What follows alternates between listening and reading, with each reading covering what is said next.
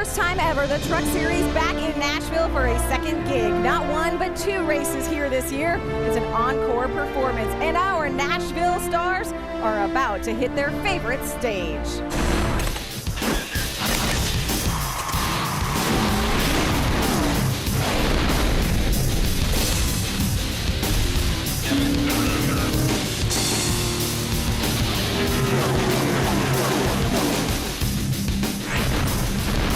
Nothing predictable about this season. First it was AA, then RC's grandson, and last week a rejuvenated Sadler, each scoring his first Truck Series win.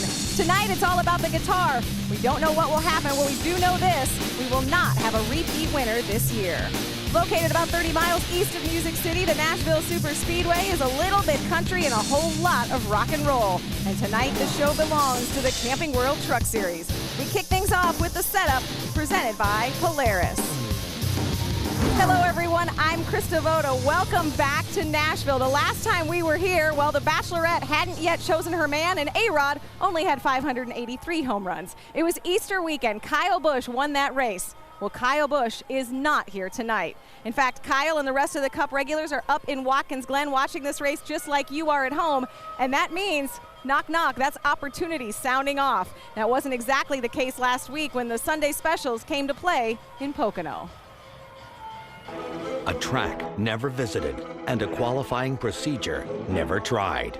The Tricky Triangle welcomed the Camping World Truck Series for race number 13. Rapid fire qualifying, a new procedure that we've never done in the trucks before. The way these guys qualified, multiple trucks on the track for the very first time. Elliott Sadler, is he going to take the pole away from Casey Kane? Yes, yeah, he does. look at that. Elliott Sadler. Still the pole, baby. You're the 8. Great job. All right. Casey's not quite as happy as Elliott. With excitement mounting, 36 truckers pulled their belts tight and prepare for a 50-lap shootout.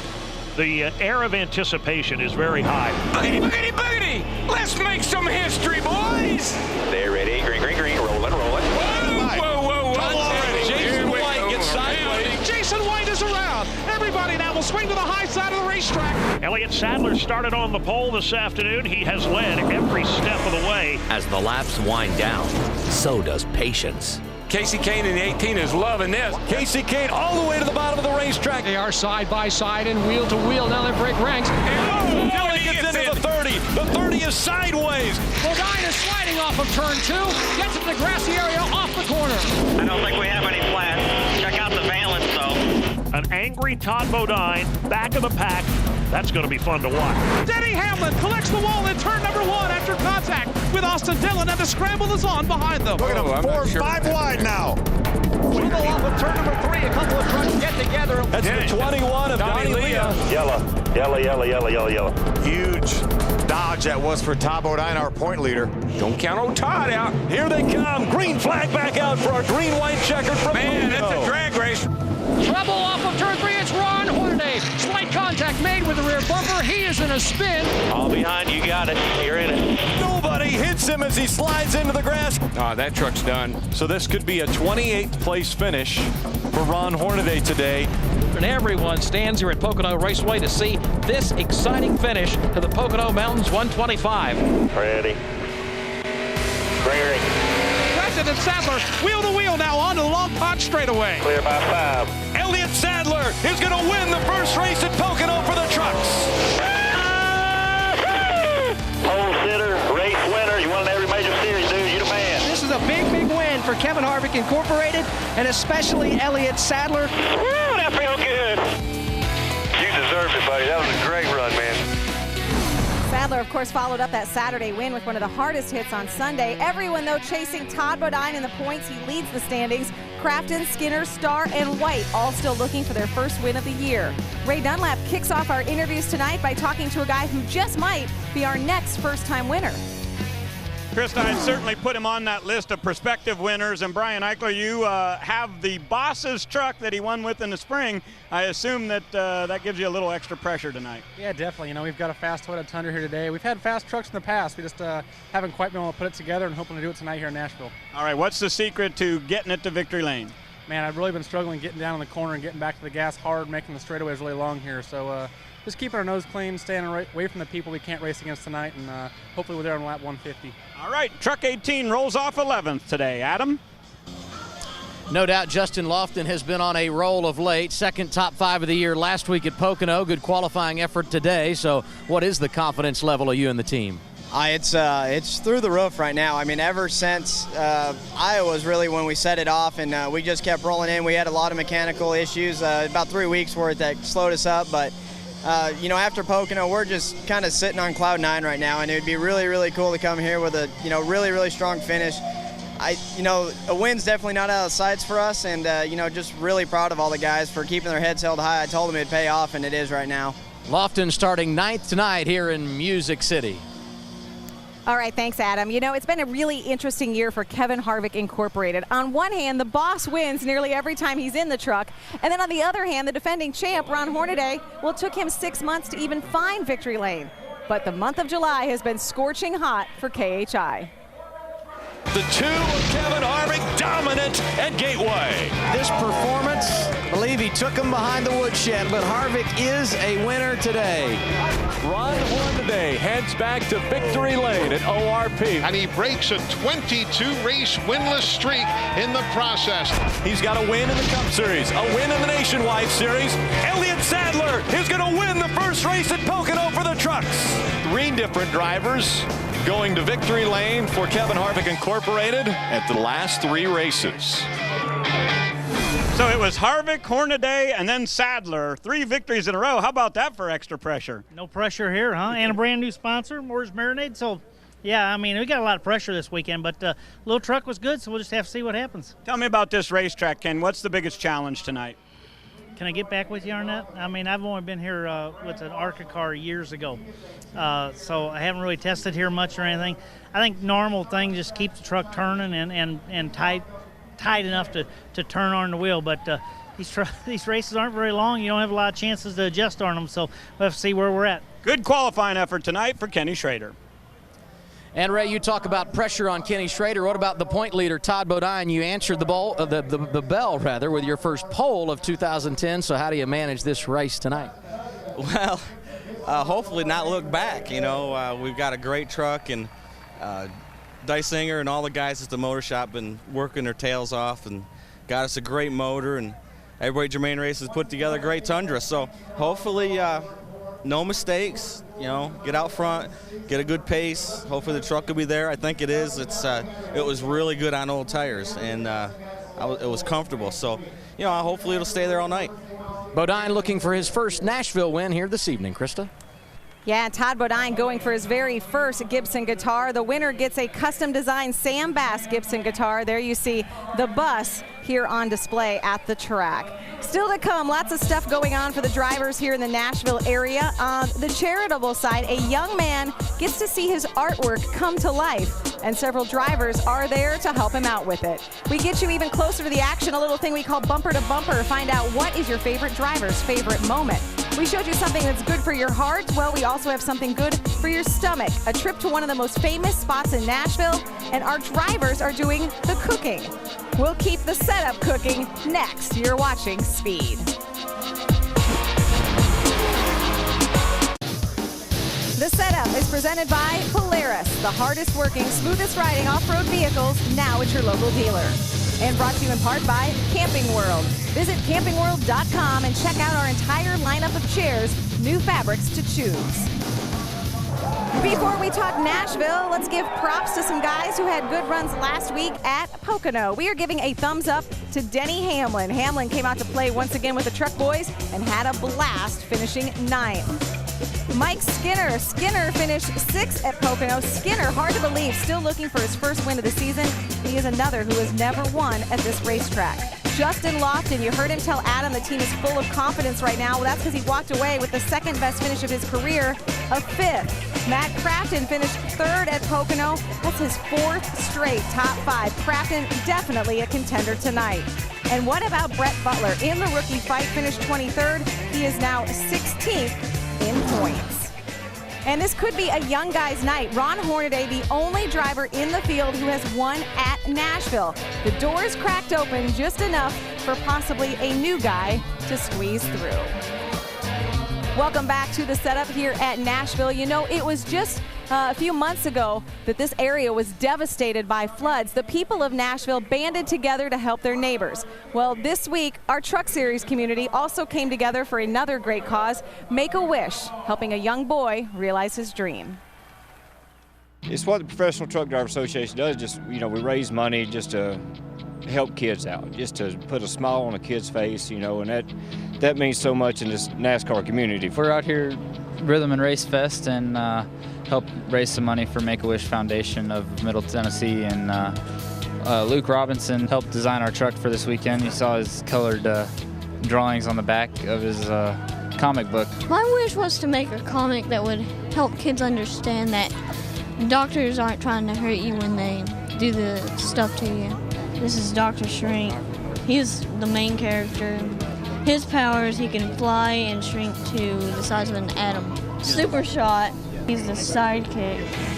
And the evil virus, he feeds off of human misery and illness. Steve Turner decided to take all the Wolfpack rental, everything off of it. And Steve said, you know, do whatever we need to do to put a smile on the kid's face, and you know, he done it. We got a good group of people here this weekend. You know, Mickey James.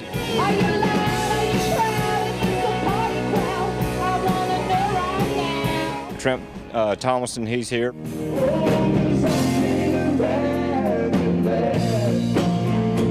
appreciate, you know, everybody for coming in and, you know, helping out, promote this whole deal. It's unbelievable. What a great cause. And Luke is here. That's Luke Robinson. The team actually made him his very own fire suit. He is an official member of the team tonight. He's 12 years old from nearby Dixon, Tennessee. And here's the truck. This is showing off the artwork. He designed this truck, the 31 truck, hoping to go fast enough to throw that evil virus right off the back of the truck. We would love to see that happen. Ray, I think you're standing by with the driver, James Busher. Here are the characters, Dr. Shrink, Evil Virus, and Super Shot. They are on the back of the uniform of James Busher. And James, you got a nice helper here, Luke Robinson. Come on in here, Luke. This is a fine fellow who designed your truck. Pretty cool, huh? It's pretty cool.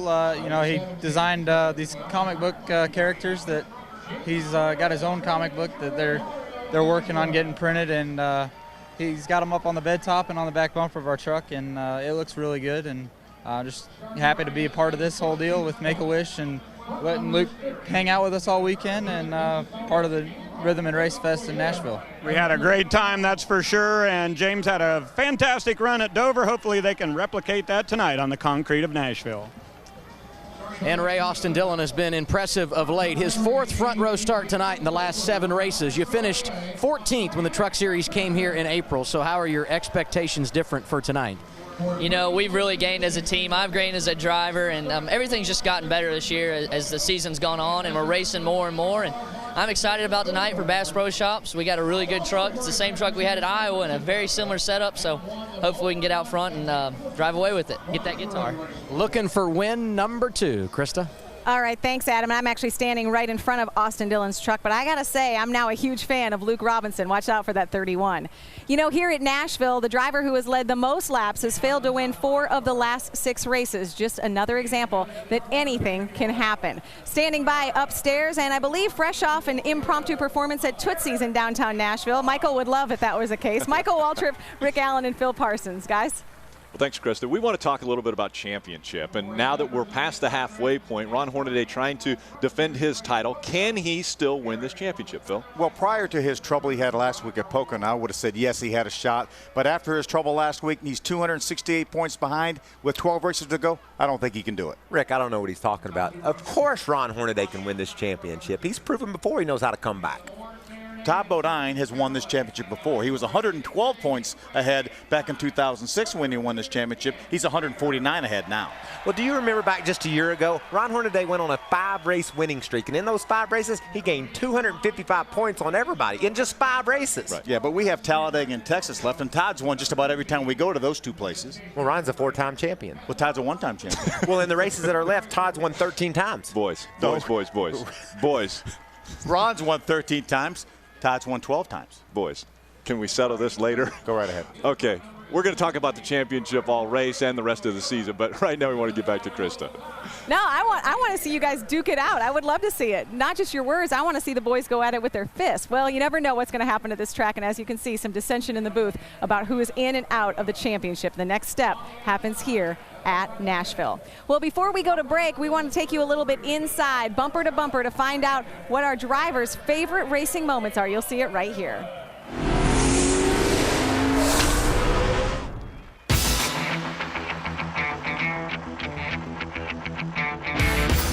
You know, that's a tough one because I've been fortunate enough to do some pretty cool things in different series and win races in different series. So for some reason, the win at Richmond in a nationwide car back in 2003 was just a huge deal for me personally, but everybody involved. It was a small team, and that was a pretty big win.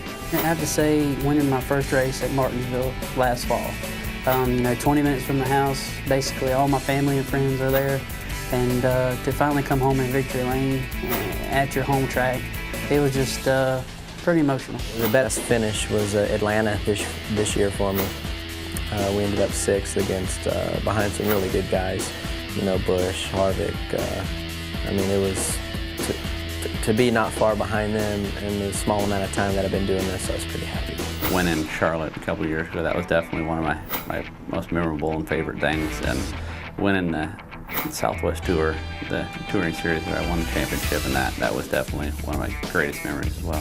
The first time I got to get, that I was able to race competitively in a NASCAR series, you know, when the dream finally came true was really a big moment. So as a little kid, all the racing with my dad, and then getting the big break into NASCAR racing and finally getting to race a NASCAR race, I accomplished my dream, and that was just a great moment. There's so many of them. The setup is presented by Polaris, the hardest working, smoothest riding off-road vehicles, now at your local dealer. Matt Crafton and Johnny Sauter made the most of their trip to Nashville by making some kids smile. The ThorSport drivers visited the Ronald McDonald House. The Ronald McDonald House is a safe haven for sick kids and their families to stay while children are receiving medical care away from their homes. The drivers were honored to be invited. We're here at the Ronald McDonald House. Brought the 13 truck with Roll of Gold and Nashville Super Speedway donated race tickets, and we came to visit all the children and families in the house. A lot of these families come here, the children have illnesses, and they don't even know that they're going to be staying here. So, you know, they really take care of the families, and that's what we're here for, is just hopefully just to put a smile on their face and maybe take their mind off of what they're dealing with on a daily basis. And like Matt said, we got some pit passes and the racetrack, and everybody's helped some people out with some grandstand tickets to go out and watch the race tomorrow and just have a good time and get away from it all.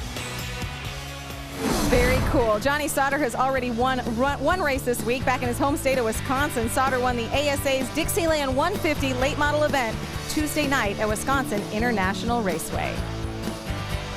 Welcome back to the setup presented by Polaris. You know, when you put Ron Hornaday and Ricky Carmichael together, crazy things happen. Trust me, I went with them to the Iowa State Fair. We ended up taking pictures of the world's largest boar. Well, here in Nashville, they brought Austin Dillon along with them as they visited a Nashville staple where biscuits and gravy are a must.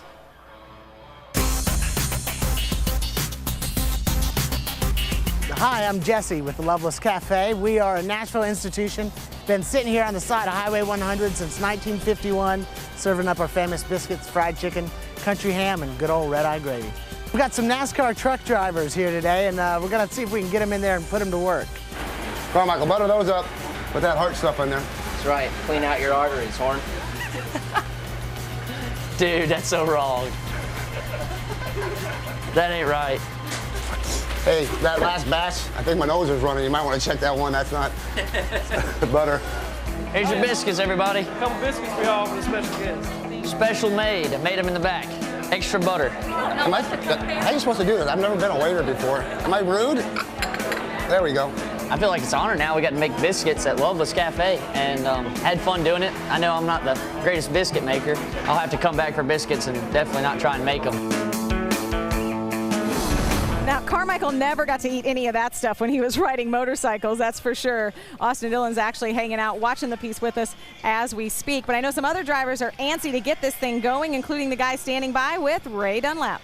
And Krista, that would be Timothy Peters. The last few races, you guys have been running 6th, 7th, or 8th, but today it appears you have the best horse. Can you ride it to the front? I think so. You know, I love coming to Nashville. I always had great success out here. Jeff Hensley and all the guys on this Red Horse Racing, Toyota Tundra, give me a great truck when we unload it right off the lift gate. So we sat on the pole here in the last summer race. So we picked up right where we left off. We just didn't get the 2 more spots that we needed. But you know, West Metal Cutting Tools is on board. I'd like to thank Tom DeLoach for giving me an awesome opportunity, and also want to say hey to Dean Ferris sitting back at home. He's a good friend of mine. He got me to where I'm at today. Always helped me out with a lot of stuff, and he's battling with his health right now. It means a lot to me. Love you, man. Wishing you well. Well, Dean, stay tuned tonight. He may have qualified 3rd, but from practice, if that's any result, Timothy Peters will be at the front. Adam? Ray, it's kind of a good news, bad news situation for Eric Almirola. The good, you're 2nd in points after a top 5 run at Pocono. The bad, a long way to go to catch Bodine. So how aggressive do you have to be on track tonight? No different than any other weekend. We want to go out and win races. I mean, that's what we want to do. We want to go out and do it for Graceway Pharmaceuticals and everybody here at Billy Blue Motorsports. These guys put a lot of heart and soul into these trucks, and you know, we're capable of doing it. Nashville's never really been that nice to us, so we've struggled here in the past, and we're trying to turn that around tonight. We come with a totally different package, and we've been trying stuff, just trying to get better here. For whatever reason, this place just fights us. So, you know, we're coming with something totally different. We qualified better than we've ever qualified here, so hopefully tonight will pay off for us. They say change is good, Krista. Yeah, he's definitely looking for a little change in his luck. There you see the drivers starting to arrive at their trucks, ready to go racing. We're going to get you closer to the action when we come back. It's a big triple-header weekend in Watkins Glen. Nationwide sports cars in the book, so the Cup Series along with race day still on your plate for tomorrow. Don't forget to follow Camping World Truck Series on Speed on Twitter, and a special happy birthday to our IT guru, George Grill. By the way, my computer needs some work. Friend, there may not be a recording deal on the line, but there is a guitar.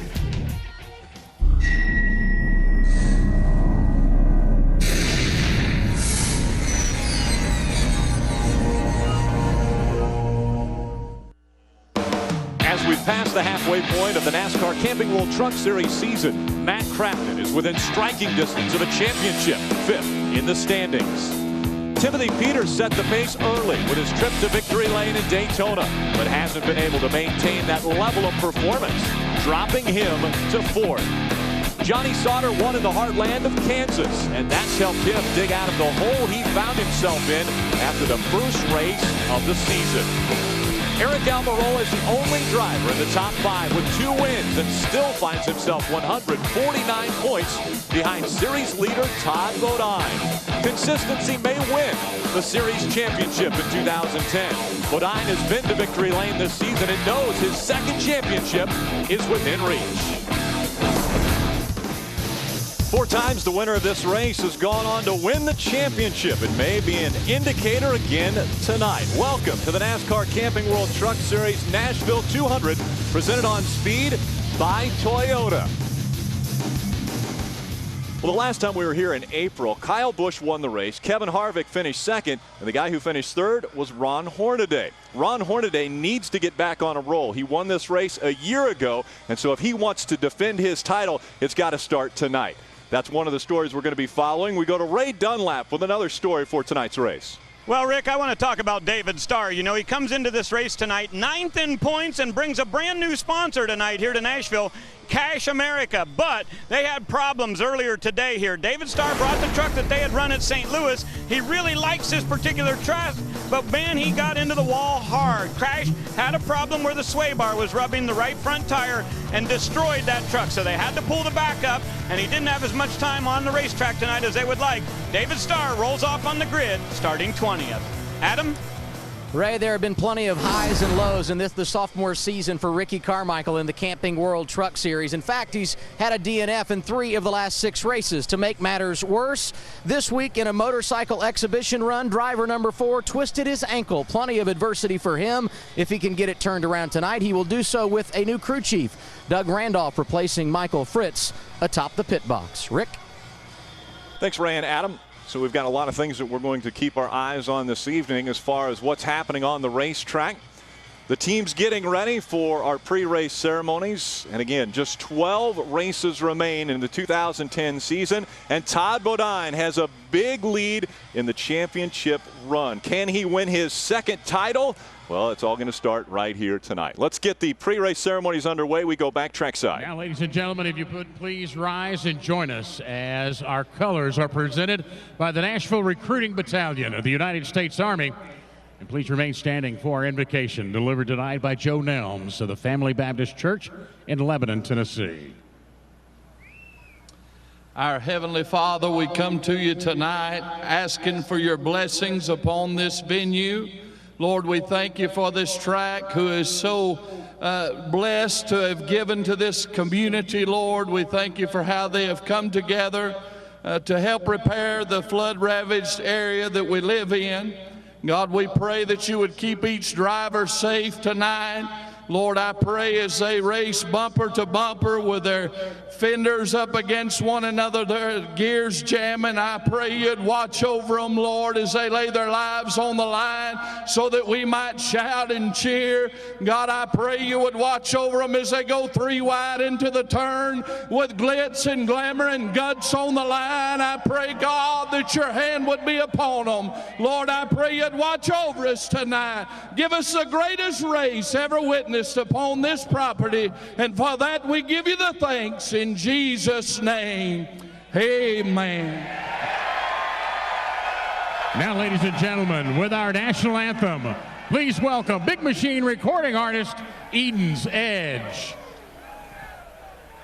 Oh, say, can you see by the dawn's early light what so proudly we hailed at the twilight's last gleaming, whose broad stripes and bright stars through the perilous fight o'er the ramparts we watched were so gallantly streaming, and the rocket's red glare, the bombs bursting in air, gave proof through the night that our flag was still there. Oh, say does that star-spangled banner yet wave o'er the land of the free and the home of the brave?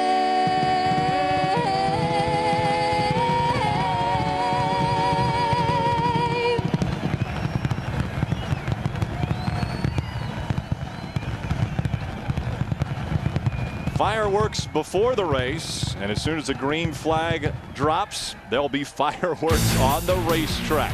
Who's going to find victory lane at Nashville in Music City, USA?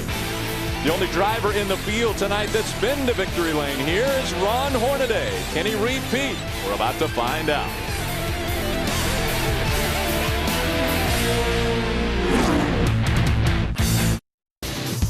The NASCAR Camping World Truck Series is presented on speed by Toyota. Brought to you in part by Camping World. Visit campingworld.com and check out our line of chairs. New fabrics to choose from. And by Herculiner Truck Bed Liners. With Herculiner, the tough comes easy. And welcome back to Nashville Super Speedway. We go back trackside to Chris Devoda for our Polaris resetup. Yeah, that's right, Rick. So many storylines to follow. Let's start with our front row. Todd Bodine is on the pole. Austin Dillon will start alongside in row 1. Also, KHI goes for 4 in a row, and if Schrader's the one to do it, he will be the 4th different driver to win for KHI. And this is an opportunity race. Hornaday, the only one in the field who has won here, and without Kyle Busch and Kevin Harvick in the race, a great chance to see a new solo. Well, nobody brings you closer to the action. We are still out here on pit road amongst the trucks. A lot going on, that's for sure. So, boys, all I know is there's a pretty good chance we could have a new guitar hero tonight.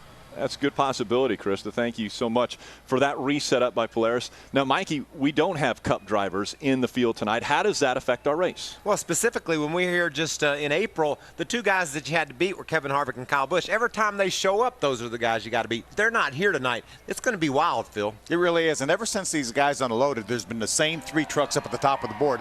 Todd Bodine, Austin Dillon, and Timothy Peters have been the fastest trucks. They were the fastest 3 trucks in both practice sessions, and that's how they qualified 1, 2, 3. But in the garage area, a lot of the guys were talking about this track getting tighter and tighter as it cools off, and they said the guys that qualify up front are going to be too tight. And so the guys back about 10th or 15th, the trucks were too loose qualifying, they're going to be the ones going to the front. And to back up what Phil said, back in 06, Johnny Benson won from the 22nd starting spot. So we got a wide open race tonight. The race has only been won 3 times from the pole, the first 2 races, and then last year. So could we have a winner come from the 13s, maybe even the 20th starting position? It's very possible it could happen tonight. Let's get everything going by starting the engines. We go trackside for the command. And now for those most famous words in motorsports, please welcome from Somerset, Kentucky, Mr. Keith Chambers. Here we go. Drivers, start your engines!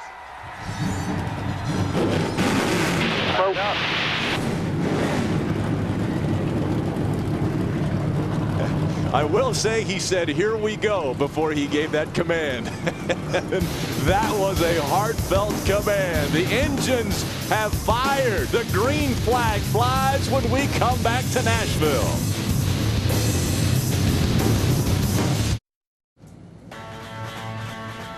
Welcome back to the Nashville 200, presented on Speed by Toyota from Nashville Super Speedway here in Lebanon, Tennessee. And what a gorgeous evening for racing. Under the lights, 83 degrees, clear skies above, and just a very slight breeze. Our starting grid's going to roll across the bottom of your screen. Todd Bodine, with his 6th career pole, will lead the field to the green flag. His 5 previous starts up front have garnered him 3 wins, so he wants to keep that streak moving.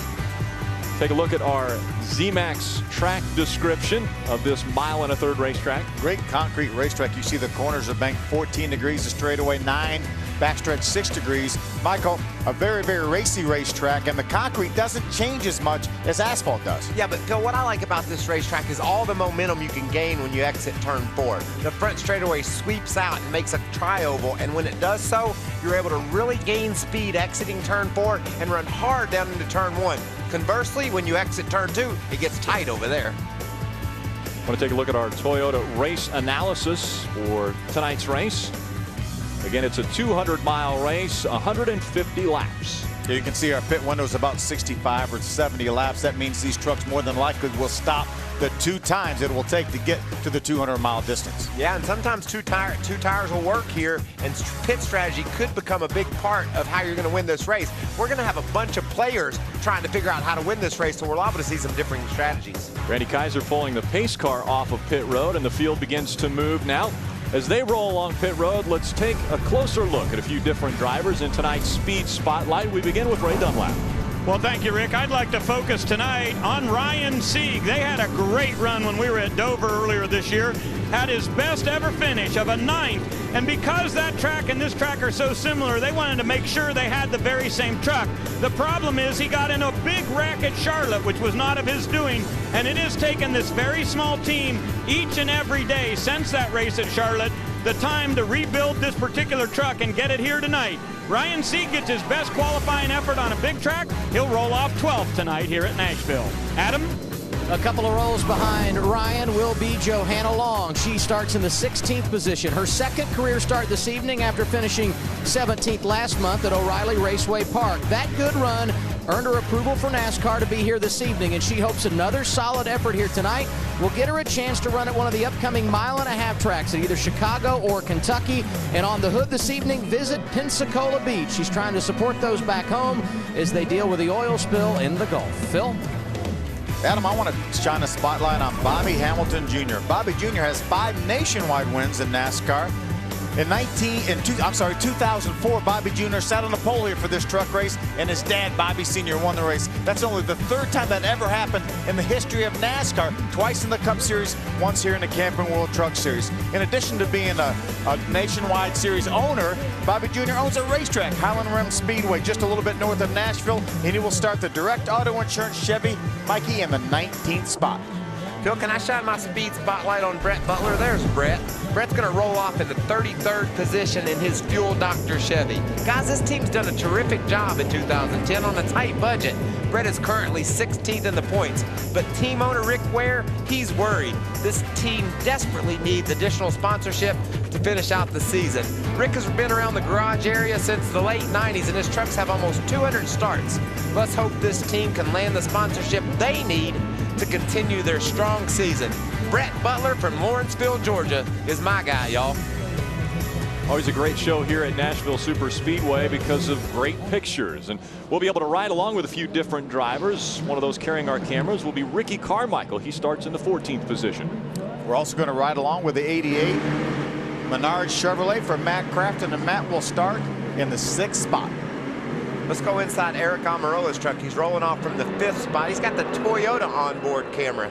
Riding along, you can see Matt, look at his eyes, already focused and ready to start this race. Also carrying one of the Toyota onboards is Timothy Peters. He will start this in the 3rd position, and he was one of the best trucks in both practices earlier today. We'll see how he does when the green flag drops.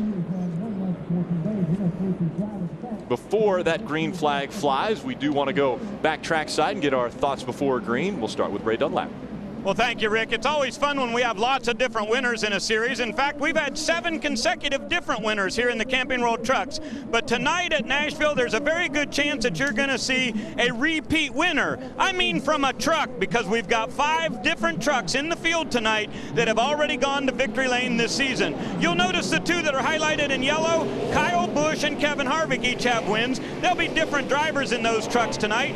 Brian Eichler and Ron Hornaday will have behind the wheel of those trucks. I think Eichler has a shot at getting his first career win tonight right here at Nashville. Adam? Ray, one driver noticeably absent from tonight's field, the only driver to win more than once at Nashville. We're talking about Johnny Benson.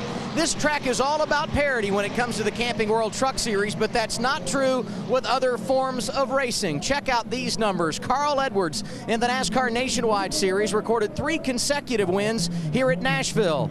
Frank Kimmel did the same in the ARCA Racing Series, and Scott Dixon pulled it off in 06, 07, and 8 in an Indy car. Ron Hornaday, the man trying to go back-to-back here tonight. He's the only driver in the field that's recorded a victory at this track. Rick? Thank you, Ray. Both you and Adam doing a great job down there. One thing I want to ask you, Phil, you mentioned earlier that the track is going to change from what they were used to. This is a concrete track. We talk about these not changing that much. Why will the track change? I think just because of the cooler temperatures, and as this track rubbers up, I think that's what's going to cause the change. Not so much the temperature as it is the fact that it's going to rubber, continue to rubber up more and more and more. And all the crew chiefs say they think this track's going to get tighter. Yeah, and when it's hot and the trucks are sliding around on the track, maybe it doesn't build that rubber onto the racetrack. When it cools down, these things really start sticking, then the truck does rubber up, and that's why these trucks will change quite a lot between now and the end of the race. It's Todd Bodine up front. It's his 6th career pole, bringing the field to the green flag. Austin Dillon will start outside of him. Green flag flies. We're underway from Nashville. Good jump by Todd Bodine. He put himself ahead of the outside truck of Austin Dillon, is going to easily lead down into turn 1. Todd would like to go ahead and get those 5 bonus points for leading this race. Get him out of the way. But he slid way up the hill off too. I told you it tightened up over there. Todd's truck drove up high, and Timothy Peters drove right up on his tailgate. Todd Bodine, Timothy Peters, Austin Dillon, and Eric Almirola. And now the moving truck is the 88 of Matt Crafton. He's trying to get to the outside of that 2 of Kenny Schrader. Strong qualifying run from Schrader. I talked to him. He said he liked his truck in race conditions, but he didn't show a lot of speed in qualifying practice prior to the session we had today. He put it up in the top 5 and is strong early. We had teammates battling for position there. Johnny Sauter and Matt Crafton were side by side. Sauter just in front of Crafton now in that number 13. As Ray mentioned, that truck is a former winner here in the series that won this year at Kansas, as well as last year at Las Vegas for that 13 truck. Field already in line as they cross the stripe the second time. Again, Bodine, Peters, Dillon, Almirola, and Schrader, your top 5. Johnny Sauter, Matt Crafton, Ron Hornaday, Ryan Sieg, and Ricky Carmichael, your top 10. Brian Eichler on the inside of Ricky Carmichael. His truck's going side by side through the corner there. James Busher down the bottom. His truck looked a little wiggly.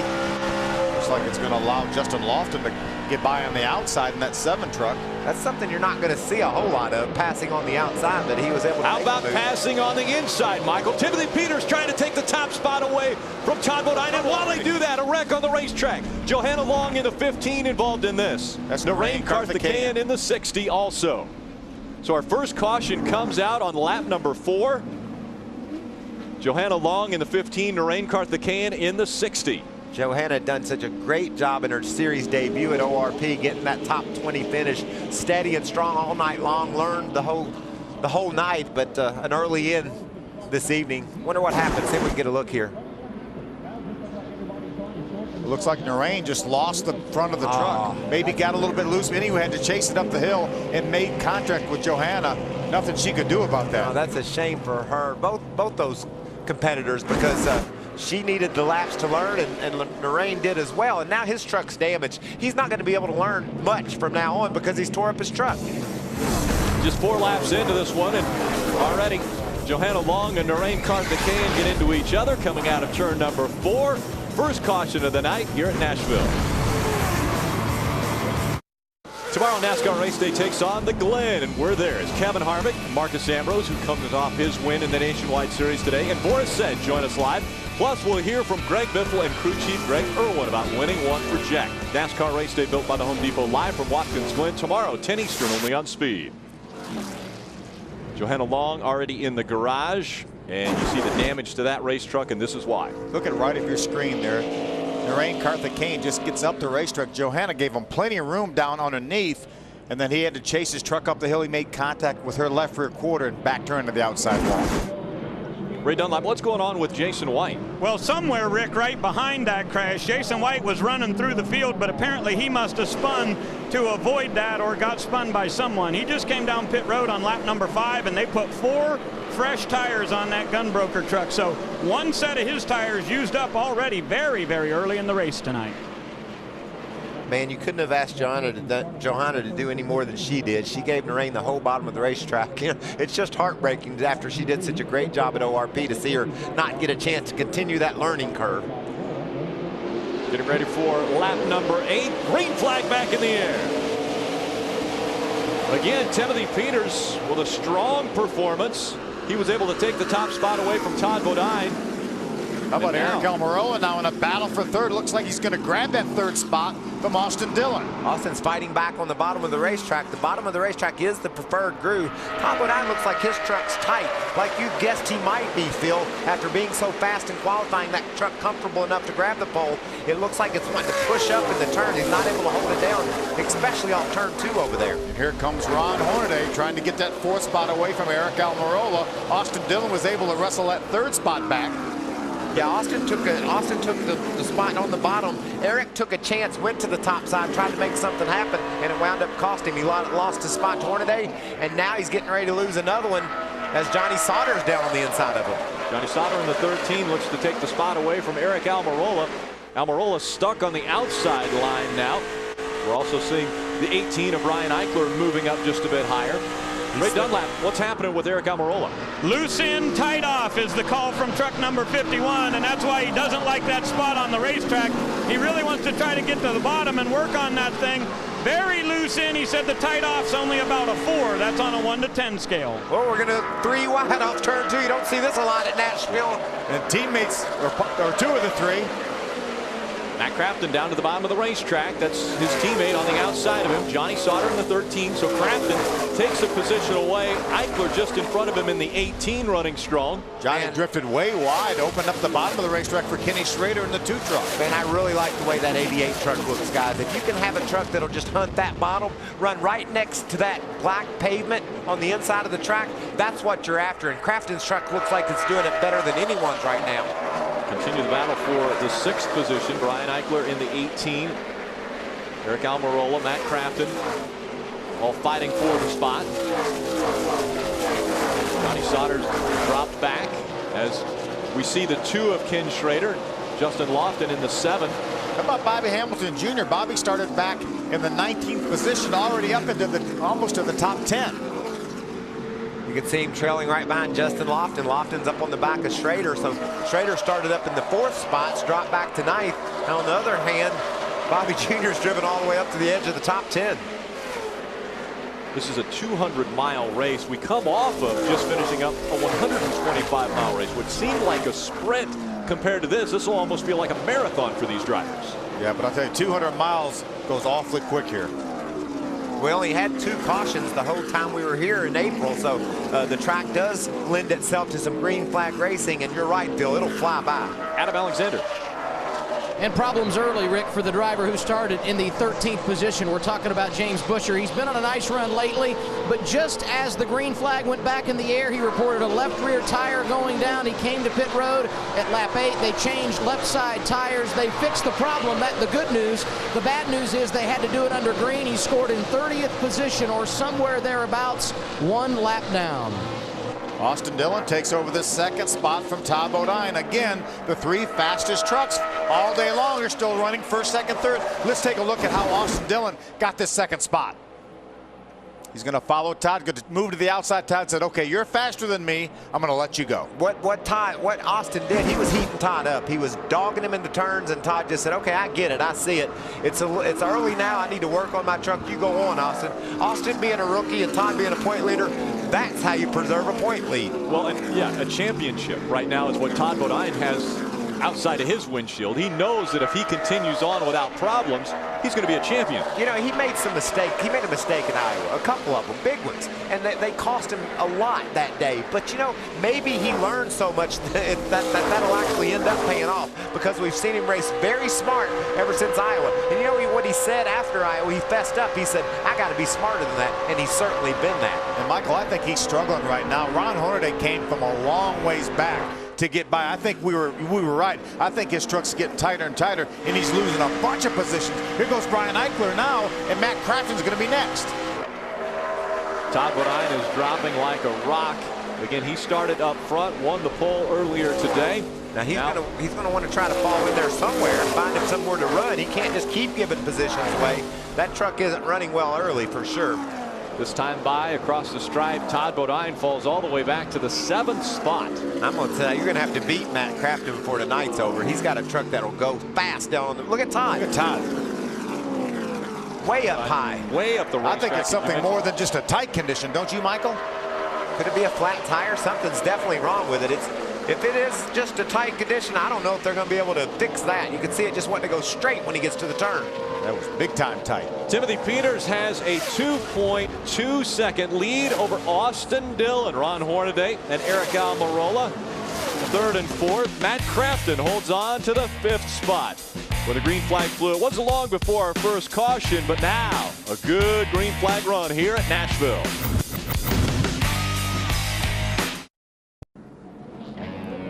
Welcome back to the Nashville 200, presented on Speed by Toyota. Our second caution has come out. This time it was the 89 of Chris Lafferty. He had problems on the racetrack. Looks like the motor maybe gave out for him. But a huge break for somebody like Todd Bodine, who was dropping like a stone. There had to be something wrong with that truck. It looked like maybe that right rear tire was low when he rode by. Ray, you hear anything down there in the pit? It was flat, Michael, so Todd really got lucky to get that caution and get here to the pits. They pulled that right rear off. You see him banging on it right there. It doesn't appear to have a cut on it anywhere. They're trying to examine to see what the problem might be, but definitely way low on air pressure, right rear for truck 30. See a mark there. They put an X on it. And there have been... Excuse me, Adam, go ahead. Sorry, Michael. I was just going to say in regard to the 17 truck of Timothy Peters, there have been no complaints in regard to his truck in the early portion of this race. He said, I'm just a little loose in turn 1, but absolutely we need to change nothing in the early going, and obviously they elected to stay out. Jeff Hensley, the crew chief, saying it's too early for us to come down pit road. Boy, I would have a problem with Timothy Peters complaining about his truck right now, as good as that thing is. Yeah, you put it out in that clean air, too. You know, if you've got a good truck and you can get it to the front and take advantage of having no trucks ahead of you, knocking the air off your nose, that's good. That's when your truck feels absolutely the best. Timothy Peters was fastest in the first practice earlier today. Then he was third fastest in our final practice. The Nashville 200, presented on Speed by Toyota, continues after this.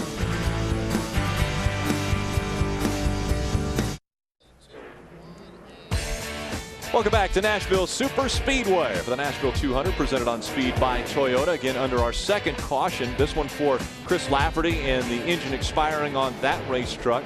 That puts 6 trucks now behind the wall. Lafferty, Harmon, Stout, Garvey, Johanna Long, and Carl Long are off the racetrack. It's going to be a great restart here. Austin Dillon is going to get a shot up front here with Timothy Peters. Timothy's been so strong early in the race. He just jetted off to a lead, so we see if Austin can hang beside him. Hadn't seen anybody have much luck up on the top. Green flag back in the air. Timothy Peters right in the gas early. Austin Dillon on his outside trying to hang on to second. Here comes Ron Hornaday in the 33 battling for that second spot. There's Todd Bodine mired back in traffic trying to work his way back towards the front.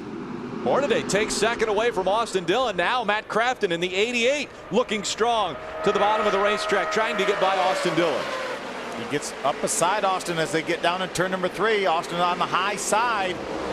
Not able to match the speed up off the corner. Crafton has third.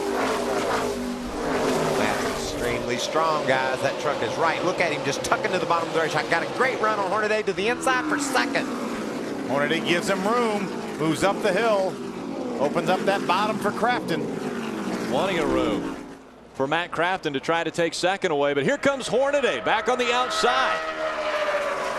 Hornaday had the momentum from the high side there up off of turn number 2. Eric Almirola now pulls to the inside of Austin Dillon in a battle for 4th. Crafton still battling for that second spot as we see Timothy Peters now start to check out on these two. Matt Crafton's the second lead. Matt Crafton's truck's really good down on. Ooh, look at Hornaday. He tries to crowd Almirola out. Eric's having none of it. He's going to dive to the inside of Hornaday and try to grab that third spot.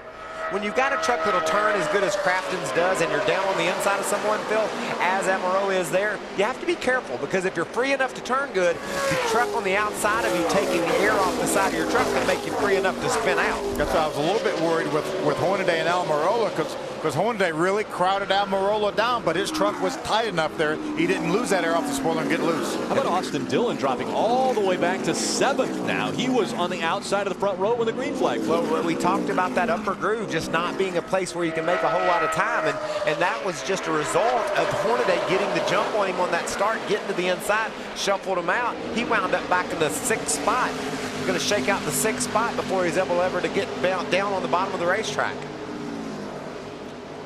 Let's check out Todd Bodine's progress. Now he's cleared that huge group of traffic that he was with.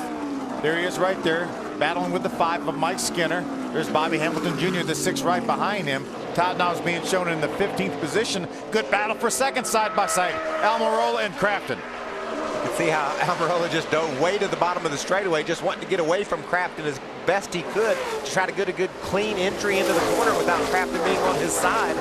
And Almirola makes that pass look pretty easy. I was talking to Almirola's crew chief Richie Waters down in the garage here, and he said they started out practice today coil binding in left front. And he said that didn't seem to work. And as Eric alluded to earlier, they tried some things in practice. They went back to the traditional right front, he said, and they were a lot better. 48 of Michelle Theriault. That's her on the bottom of the racetrack in the white number 48. A little bit slower. She's 3 laps down to the field now as we see Johnny Sauter and Austin Dillon. Austin will rebound. He'll start to rebound now, Rick. You know, he got hung up on the top, and now he's just slowly starting to click his way back up through these guys. He's run down Johnny Sauter after losing a few truck links to him, battling back there with Schrader. He actually lost the spot to Schrader and got back by Kenny just a lap or so ago. So Austin Dillon fighting back after restarting second outside of the 17 of Timothy Peters. Timothy Peters now has a 2.2 second lead over second place Eric Almirola. Then Matt Crafton and Hornaday are close for the third spot.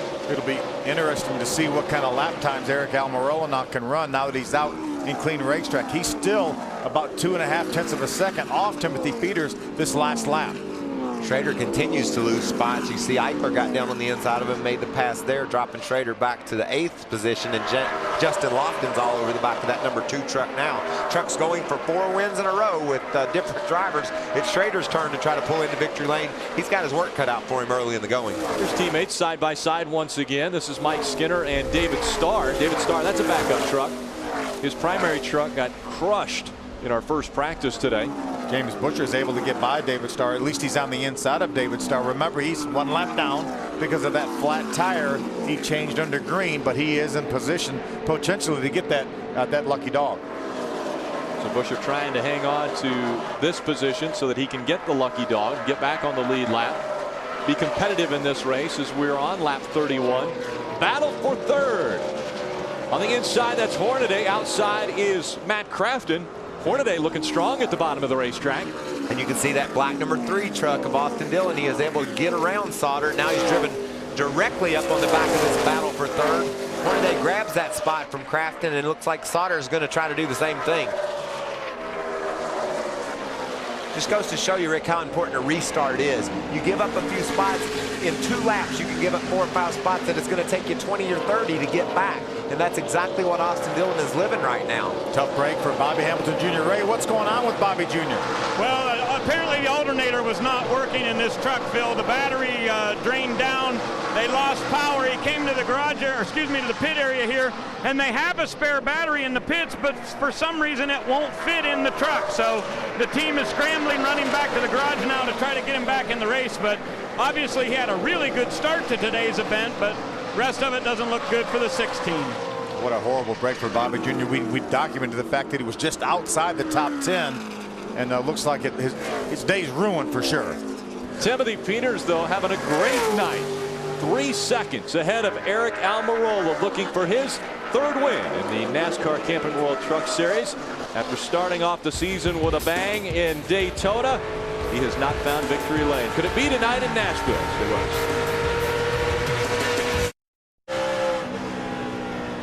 Be the biggest racing fan you can be with Verizon Championship Racing at the track and on your phone. From nationwide IndyCar driver meet and greets to exclusive peeks inside the Penske garage right on your VCAS phone. For your hard card to Racing Nirvana, only from the network with the most 3G coverage, Verizon.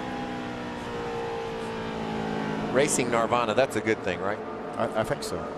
It is a good thing. A good thing for the 17 is that his competition is almost 4 seconds behind him. Timothy Peters has a 4-second lead over Eric Almirola. Hornaday running 3rd. Austin Dillon's battled back up to the 4th spot. Johnny Sauter in 5th. There we see Matt Crafton working, trying to get by the 2 of Ken Schrader, but Schrader is the stronger truck here, and Schrader will take the position away from Matt Crafton. Well, not so quick, Rick. Crafton's going to battle back on the outside, and Norm Benning's down on the low line, so I think Schrader will just lay out and let Crafton keep that spot for now. But Crafton's truck's kind of gone really tight. Early in the going, I thought he had the truck to win with the way it was cutting to the bottom, but now it's sliding up the hill. That's what these trucks do here at Nashville. As time goes on, they start to get tighter and tighter. Left side of your screen, you're seeing Jason White's truck. The hood is up on that. Ray, what are they doing? Well, at first they thought it was a broken engine, Rick, but it appears that the radiator is busted. So Jason White has been leaking little bits of water as they've gone around. The crew just came around looking at it real tight here, and they've decided they're going to have to pull the radiator and replace it. So a long time behind the wall for Team 23. Adam? It's been a rough start for teammates Mike Skinner and David Starr, but they did come to pit road for service at lap 19. Both trucks extremely loose. They still find themselves outside the top 10, but pitting under caution may help them later.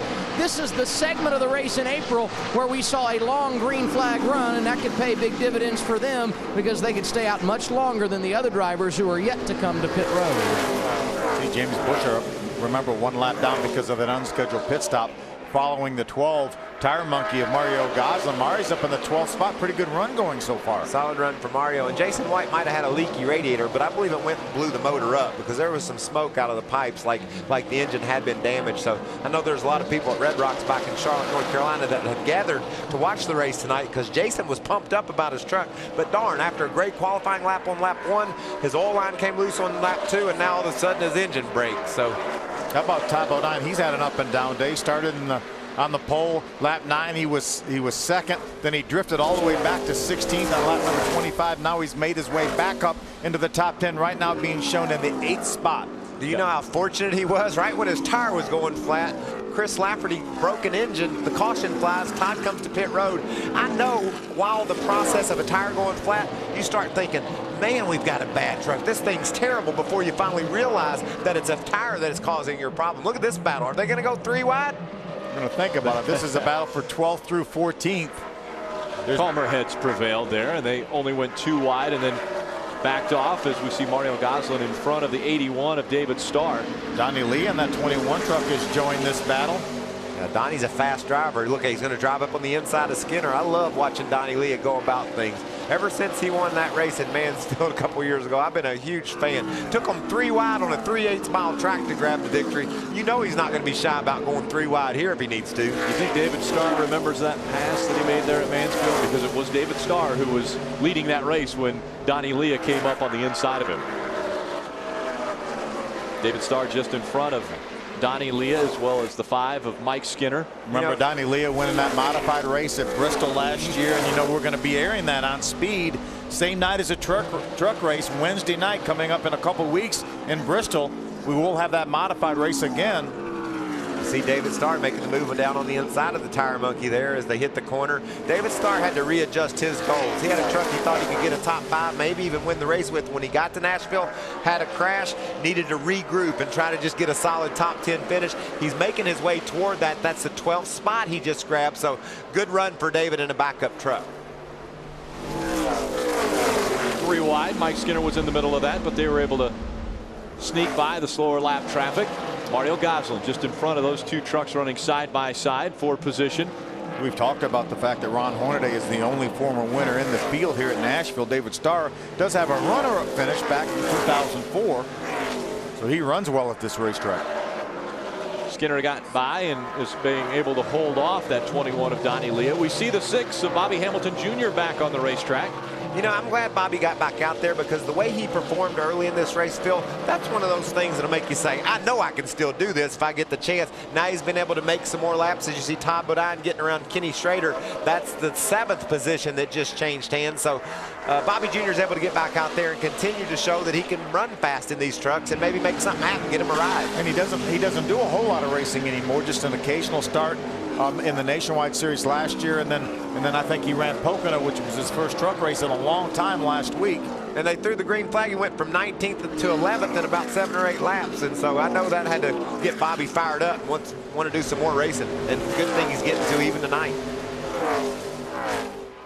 Saw Kenny Schrader in the number 2. Schrader now running in the 8th spot. Bodine was able to get by him, moves up to 7th. Todd Bodine restarted back in the 15th spot, fell back a spot to 16th, but has slowly been gaining on the field, and now he's running up in the 7th position. Adam Alexander. Rick, let's talk a little bit about the balance of youth and experience. Last week, Kyle Busch put Casey Kane in the 18 truck. This week, it's the youngster, Brian Eichler. Eichler, of course, doesn't have a great deal of experience. In fact, his only start here at Nashville coming in nationwide competition back in June, when he got involved in an early accident and didn't gain much track time. He said the truck is a little loose in the early portion of this race, but he has done a nice job moving from 11th to 6th. Ray? And Adam, while you talk about experience, Matt Crafton, the only driver to start all 11 races for the Camping World Truck Series right here at Nashville. He says he really doesn't love this track, but he likes it. But the problem tonight is his truck was absolutely perfect in the early stages, and right now he says it feels like the left rear tire is not even on the truck. He says this thing is so loose he can barely hold on to it. So while Todd Bodine begins to move back forward, Crafton has slowly been dropping backwards. I sure am glad he thought it was perfect early in the going, because I did too. I thought he was going to drive up there and win the darn race, and now he can't get going anywhere. But it's a little fun that these trucks were falling off loose instead of tight, as we typically see here. Green cart the can to the outside as we see Matt Crafton taking that position away. Timothy Peters is putting on a impressive performance now as he has over a 3.5-second lead over Eric Almirola, and he's going by the slower lap traffic. Timothy Peters started off the season winning in Daytona, and it looked as though he was going to be a very tough competitor for the championship, as his first 4 races were all top 10 finishes. Well, after that point, he fell a bit in the standings, but now battling back, looking for that second win of the 2010 season.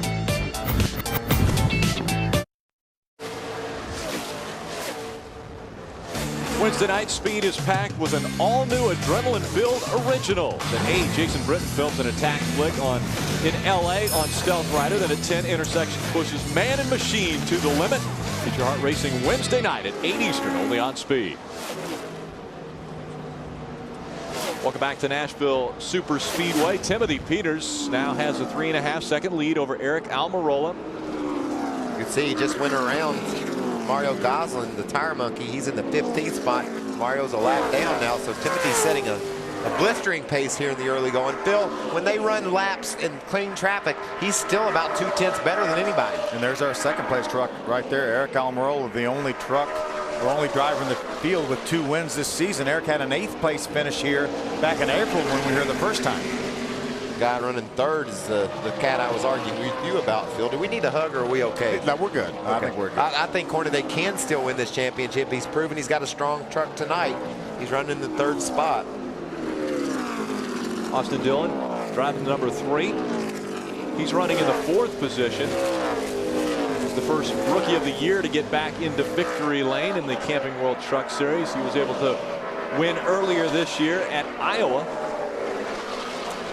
Johnny Sauter right now runs in the Timothy Peters on pit road. Great job. Makes his way to pit road. He got down on pit road very aggressively. Looked like he got his truck down to speed properly, but darn, he did it fast. Adam, you ought to seen that truck come onto pit road. He looked ready. I'm going to tell you what, he has been ready behind the wheel tonight, Michael. He has had no complaints, maybe just a little loose. They're going to make a slight air pressure adjustment, but he said, I don't want you to do much. His first pit stop of the night coming under green at lap 60. 4 tires and fuel to Ray Dunlap. Well, Adam, down on my end, they told Austin Dillon go 1 more lap, and he said this thing's out of fuel. It came at the perfect time as he was exiting the corner and able to come down pit road. They're going to go with 4 tires on that Bass Pro Shop Chevrolet. They're going to make an air pressure adjustment in the right rear, and Austin said he really loves the way it's rolling through the corner. A little bit tight on exit. 33 is coming down pit road too. Ron Hornaday talking about he would really like to have a track bar adjustment on his Chevrolet. We see Ken Schrader has come to pit road, and he rolls off right as Hornaday's coming to his pits. Let's check in with Adam on the 7. And that would be the 7 of Justin Lofton, another one of our Rookie of the Year contenders. He said it was tight in the early portion of this race, but it got better as the run continued. It will be a 4-tire stop under green for him. Now let's go back up and hear about Crafton's pit stop with Ray. Well, remember, Adam, I was telling you how Crafton said he didn't feel like that left rear was in at all. You see a wedge adjustment happening on this Menard Chevrolet. A bit of a hang-up for them to get the left rear tire hung. When you're making that wedge adjustment, that guy's very busy. He rolls away. Back to you, Adam. And Brian Eichler got in sideways to make his green flag pit stop. Lap 62 is when he got the call. He said a little bit loose early in the run. 4 tires on the stop for him, and the 18 is away. Ray? Half a pound air pressure in the right rear for Eric Almirola. They went down 1 round on the track bar. He rolls back off pit road. These cycle around on lap 63. Check this out, guys. Watch how aggressive Timothy Peters gets to pit lane. You think one of these races ain't hard to win? You've got to be on your game, and watch how hard he comes to pit road. Sliding the tires all the way to the commitment cone. You have to be down to speed by the time you get to that yellow line, that pink cone, and man, he barely did it. And he knows how much speed can be gained or lost coming in and out of the pits. Meanwhile, this cycles back on top of nine. Remember, because of that flat tire, he was able to pit under that caution lap 19, so he has probably at least another 15 laps that he could go and maybe catch a bunch of these guys a lap down. Right now we only have 6 trucks on the lead lap. Oh, got a spin. Turns around. It looks like he was trying to get onto pit road. Now you see, guys, that's what Timothy Peters almost did. Yeah. He was really close to doing what Ryan Sieg did. The caution is going to fly. Todd Bodine was just about to come to pit road. He was off turn 4, down low. He saw the caution fly, and he stayed on pit. He stayed on the racetrack. Oh, big crash. Big crash for Mario Goslin in the number 12, that tire monkey number 12. Obviously into the wall. You see Mario taking the steering wheel off. He's already got the window net down, so he'll be climbing out of that race truck. This is going to be a huge break for Todd. Obviously, Timothy Peters is right behind Todd, so he will be our Aaron's lucky dog. But we're going to only have about 7 trucks on the lead lap here when we resume this race. Well, Todd was coming to pit road himself. Looks like Mario's mad at somebody. Look at him. He's looking for somebody. He's going to tell somebody what he thinks. We'll find out who he got involved with. Oh, he didn't have a very good throw, but he knew like who he was throwing at it. Joseph Aramendia. You see some damage on the left side of Aramendia's truck.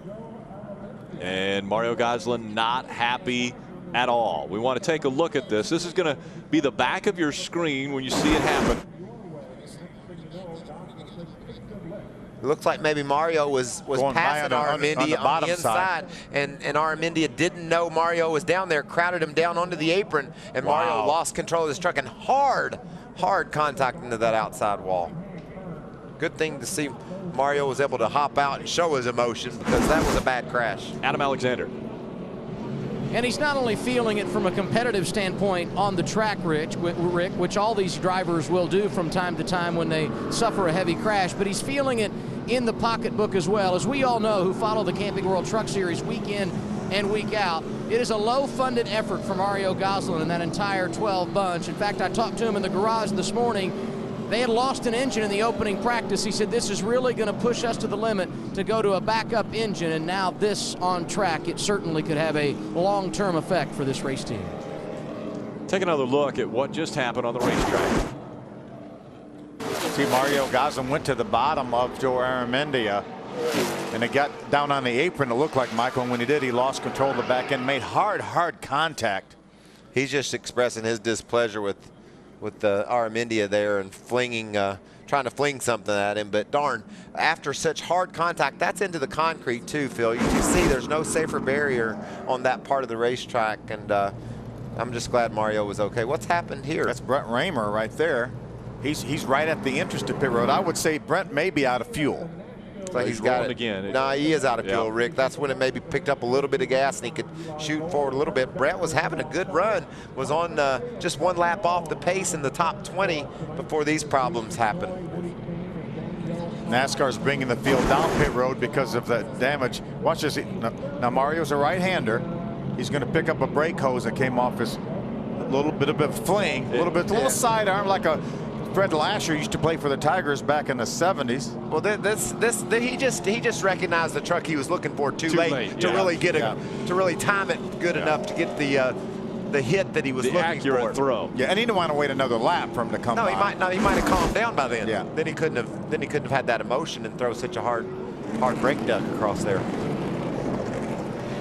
So a tough situation for Mario Goslin and the entire 12 team as they get wrecked out on lap 66 of this 150 lap race from Nashville Super Speedway. Out in front now, it's Todd Bodine, 4 on the lead lap.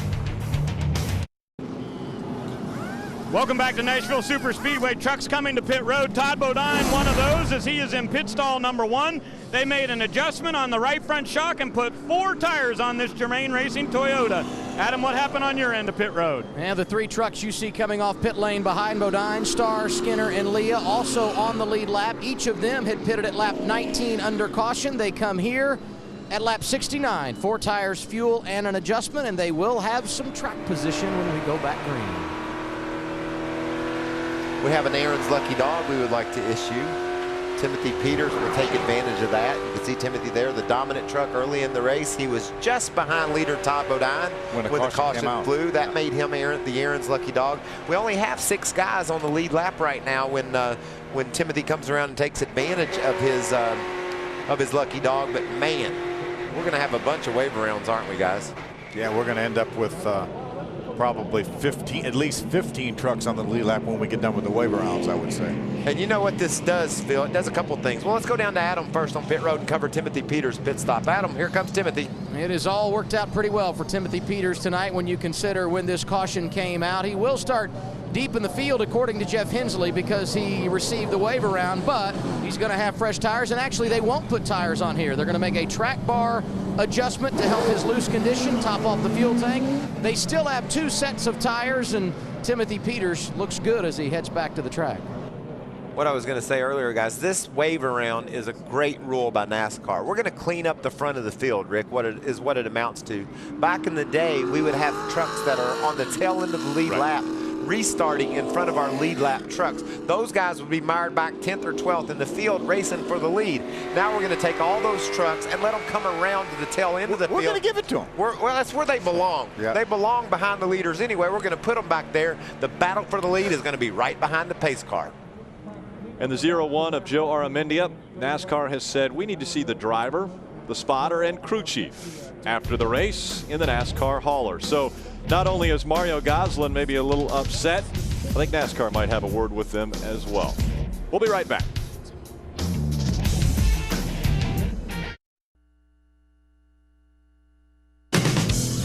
It's Camping World's destination recreation.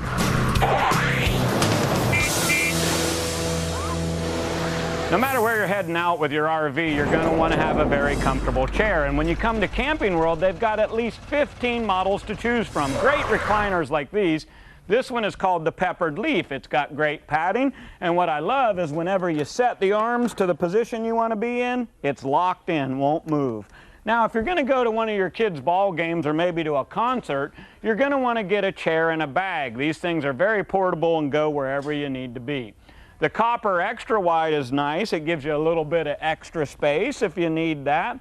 And another thing that I really like is this set over here, the cypress wood set. You can get the recliner or you get a chair with a table that comes right with it.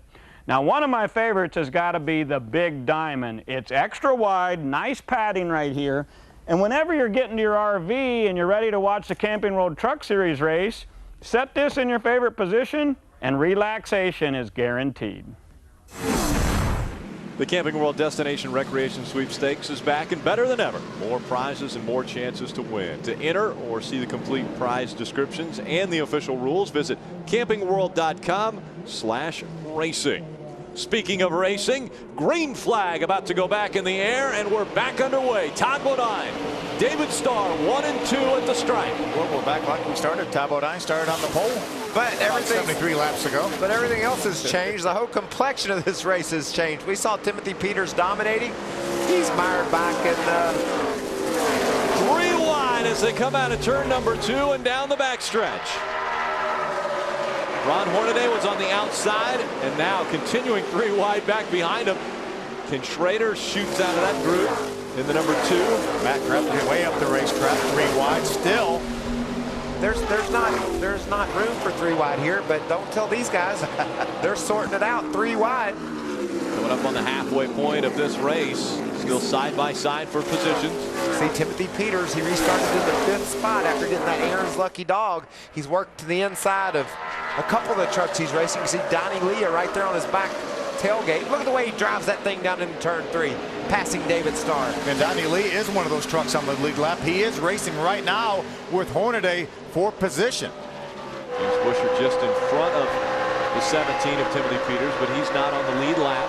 There's a Toyota on board for Eric Almirola. He's going to try to drive around that Cash America Toyota of David Starr. James Busher has been waiting for something normal to happen. He's been here as Lucky Dog most of the whole race, but with all the craziness on that pit stop exchange and the caution coming out when Mario Goslin hit the wall, it gave a bunch of other guys the free pass, and James is still waiting for his turn to grab it. We'll hear from Mario Goslin. He's standing by with Adam Alexander. No doubting Mario's frustration of what happened on track. Can you take us through the incident, Mario? Yeah, you got an idiot in the 01 coma truck. Obviously, he's in the coma, and so's his spotter. I mean, he's 4 laps down. We come up on him, run me down in the grass on the front stretch, destroyed my truck for no reason, you know? That's just stupid right there. I mean, I need to learn how to drive. A frustrating night for Mario Goslin, no doubt. These guys are still 3 wide, Bill. 2 and 3 wide. Johnny Sauter on the inside. Outside of him, at Cash America, number 81 of David Starr. And then we got Austin Dillon on the inside of the 21 of Donnie Leah. Had a little contact just a moment ago, 1 lap ago, coming off of this corner right here, turn 2, between the 81 of David Starr and the 21 of Donnie Leah. We know how strong that 88 truck of Matt Crafton was on the start of the race. They got to pit road, put tires on it. Be interesting to see if they could make an adjustment that he can get that speed back. You know, anytime you have a truck as fast as his was for a short period of time, you got to think there's an adjustment in it that'll make it stay that way. There's 3 wide again. Justin Lofton goes all the way down on the apron of the racetrack. Guys moving up the racetrack, giving him a little bit of room. Kenny Schrader on the outside of him now in that number 2. Yeah, this place isn't like Daytona or Talladega. There isn't any out of bounds. If you want to go down on the apron and you think you can make it work, then you're welcome to go there. Mario Goslin found out that the apron is some tough sled, and he wound up crashing his truck. Lofton, on the other hand, was able to pick up a spot or 2 by going down there. Austin Dillon's been able to drive away from that quagmire there of trucks. See, Schrader's back to the inside of Justin Lofton, trying to grab that spot. Not going to quite get there. Matt Crafton trying to get by the 21 of Donnie Leah. That is a battle inside the top 10. A battle for the 9th position. Donnie Leah on the outside in the 21. Crafton trying to take the position away. That's for the 9th position. Crafton able to pull ahead of the 21. Now Donnie Leah is going to have his hands full as he's up the racetrack. Battle for second. Skinner and Timothy Peters. Timothy Peters making quick work of Mike Skinner, takes the position away. That wasn't much of a battle, really. That was Timothy Peters chasing him down and driving by him. And while he was chasing him down in the wake of Skinner's air, he still ran the fastest lap of any truck on the track last time by. So this guy right here, the 17 truck, has proven from the start of this race, he's the guy you're going to have to beat. Trying to catch up to that 30 of Todd Bodine. Our point leader coming into this race, won the pole earlier. It's his 6th career pole, now trying to hang on to win once again from the pole. Can he do it? Well, he's going to have to hold off Timothy Peters because he is charging hard. Timothy Peters, can he get his 2nd win of 2010? Stay with us.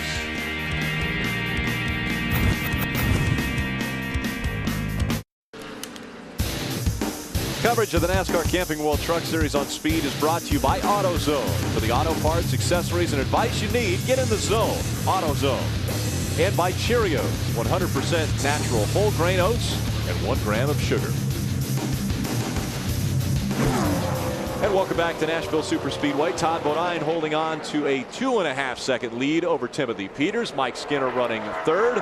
Eric Almirola 4th. And Ron Hornaday in 5th. This is one of those situations where they say, Todd, we got some good news. You're leading the race by 2.5 seconds. And some bad news. The dude in 2nd is coming. And he is. He picked up 2/10 on Todd the last time by.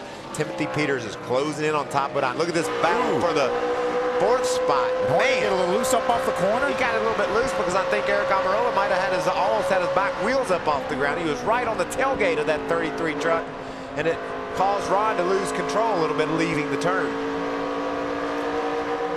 You could see Ron had a bunch of space on the 51 truck of Eric Almirola in the middle of that turn, and he was still wiggling around. So Ron's truck just might be a little bit loose in general. And loose is fast here. This is a place where you really need to have a free truck in order to be able to pick up the pace. It's a big short track field. The straightaways are really long, and the corners, you drive them just like a short track. You get on the brakes hard, get to the bottom, and try to hold it there. Austin Dillon takes over that 6th spot from Johnny Sauter. Brian Eichler, I mean, right now behind Johnny Sauter. Like looks like Brian is thinking the same thing. Austin needs to get around Johnny Sauter. Johnny's holding these guys up a little bit. Ray Dunlap, what have you got? Well, for the 3 truck right there in the front of that frame, Rick, he's loose off the center, and they need to make another air pressure adjustment. He said the last change that Danny Stockman made was not quite enough. He wanted to have just a little bit more. That is for Austin Dillon. Now, right behind him, it is a really good battle going on there between the 13 and the 18. The problem for Johnny Sauter, terrible loose. He said it's the loosest this truck has ever been since he's been driving it. And as Phil said in the top of the show, both of Johnny Sauter's wins have come in this truck, but he is not happy at all tonight with that truck, and here goes a move for the 18. We'll see how his trucks respond, and we'll check in with Adam. And I think they feel like if they can get around Sauter, they can continue their drive to the front. He has complained very little about that race truck tonight. And we should remember, this is the same vehicle that Kyle Busch had here back in April when he led some 131 of 150 laps in winning from the pole. Battle for fourth. Eric Almirola in front of Mike Skinner now.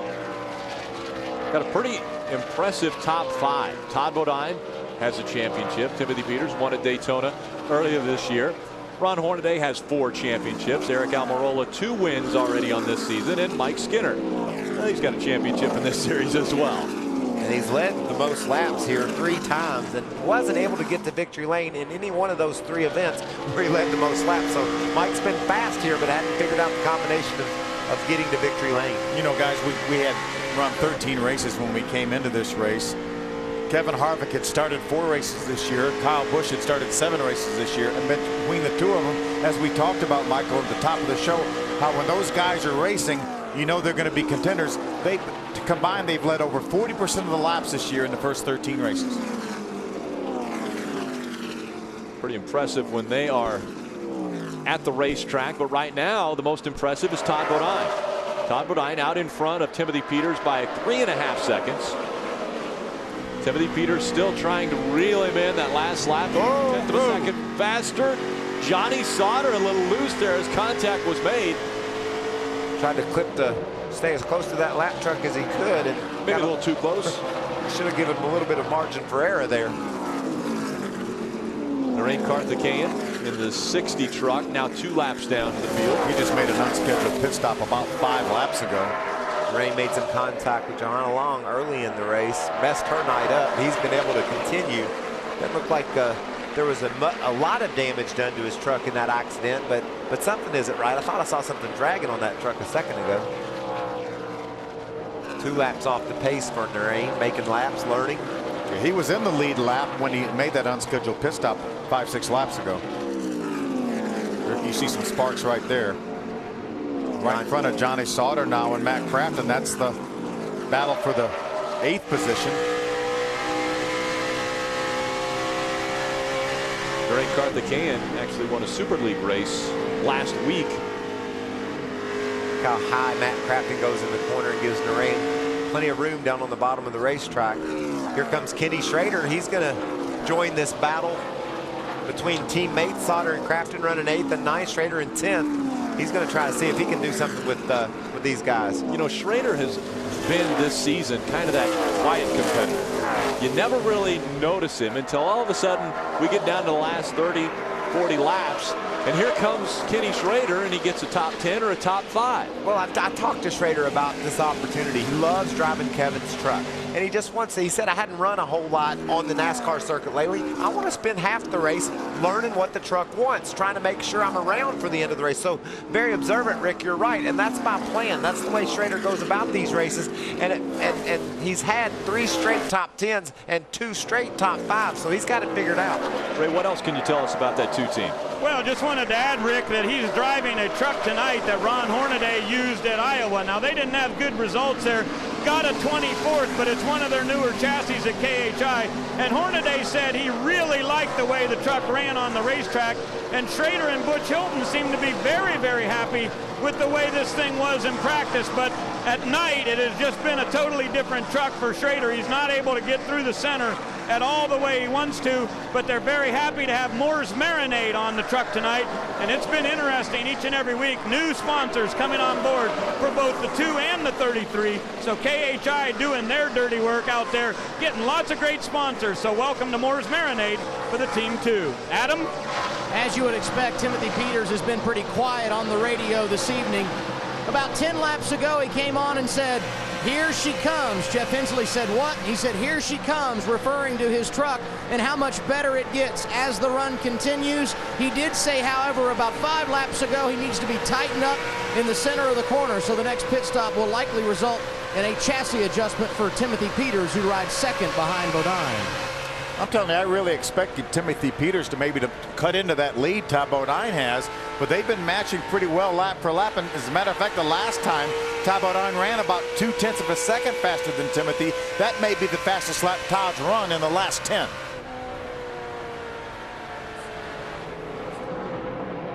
So Todd Bodine continuing to put trucks a lap down. We have 14 on the lead lap. Ryan Sieg running 14th. He's the last truck on the lead lap.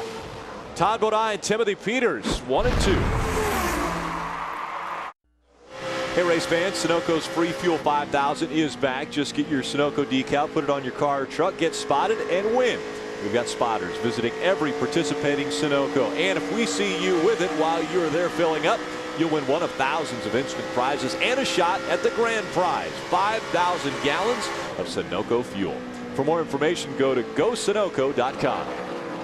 Todd Bodine, 5 seconds in front of Timothy Peters, but that all goes away because the caution has just come out. Well, this will put everybody in their window. Right now we're showing 43 laps to go. We know these guys can run somewhere between 65 and 70 laps, so they're all going to come to pit road here, put some tires on, and then have maybe about a 40-lap shootout. Todd Bodine was pulling away from these guys, but everybody needed to come to pit road one more time, so that changes the complexion of a race. We know now they can do it under caution, contemplate some adjustments, what they're going to do to their truck to try to chase down Todd. His truck in the second half of the race was mirroring what Timothy Peters looked like in the first half. These guys have switched roles. Debris on the racetrack brings out the fourth caution of the evening with, as you mentioned, just 43 laps of racing to go. So it will be a race on to pit road to see who can get on and off pit road the quickest. Right now, just 13 trucks on the lead lap, but we believe there will be an Aaron's lucky dog. Yeah, it's going to be Ryan Sieg when we have it. These guys are coming to pit road, though. On to pit road they come, led by Todd Bodine. Adam. And Timothy Peters right behind him, Rick. And his crew chief, Jeff Hensley, said, okay, here we go, boys, trying to get the pit crew ready for what will be the money stop on the night. You see Peters in the 17 center of your screen. He said he needed to be tightened up in the center of the corner. They will make a slight adjustment to this race truck, 4 tires and fuel, and he will be good to go the rest of the way. To Ray Dunlap. Adam, you see on the bottom of the screen, Ron Hornaday, when they started that last run, they had taken too much air pressure out of the tires. Took too long for it to come in, so they'll pump them up a little bit. Top of your screen, pit stall number 1, the Germain Toyota. They're going for 4 tires here. They're going to put gas in this thing. No adjustments for Todd. He'll easily be the first one off pit road, and Austin Dillon's going to gain some spots. He'll be the second one off of pit road ahead of the 17. Great pit work for Austin Dillon. Gains 3 spots. You see Brian Eichler up to the 5th spot, gains 2 spots. Todd Bodine. He has 42 laps. He's got to stay in front of Hornaday, Almirola, Austin Dillon, Matt Crafton, and of course Timothy Peters, who's been strong all day long in Nashville.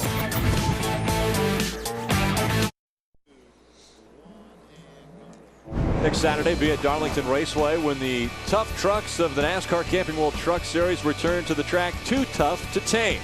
Purchase a specially priced Speed Open Garage ticket package and go inside the NASCAR Camping World Truck Series garage. Visit speed.com, keyword promo, to purchase your Speed Open Garage ticket package today. There's our lucky dog right there, Ryan Sieg. He was on the lead lap, and the leaders come around and lapped him and gave him, put him a lap down, give him the lucky dog. I'm going to tell you, James Busher has been the Aaron's lucky dog for 90% of the race as we're running, but when the caution flies, he's missed it twice. A couple guys took the wave around to get back on the lead lap. Here comes your front 2, Todd Bodine, Austin Dillon. Bodine on the inside, green flag back in the air. Timothy Peters right behind that 30. He's going to battle for second, trying to take it away from Austin Dillon. Let's see if these guys made some adjustments that they can get them up there to run with Todd Bodine. Austin Dillon needs to make a strong run off the second corner. Ron Hornaday, some of those guys are going to get him shuffled out again. He does get a good run off turn 2, maybe clears Timothy Peters and dives into the second spot.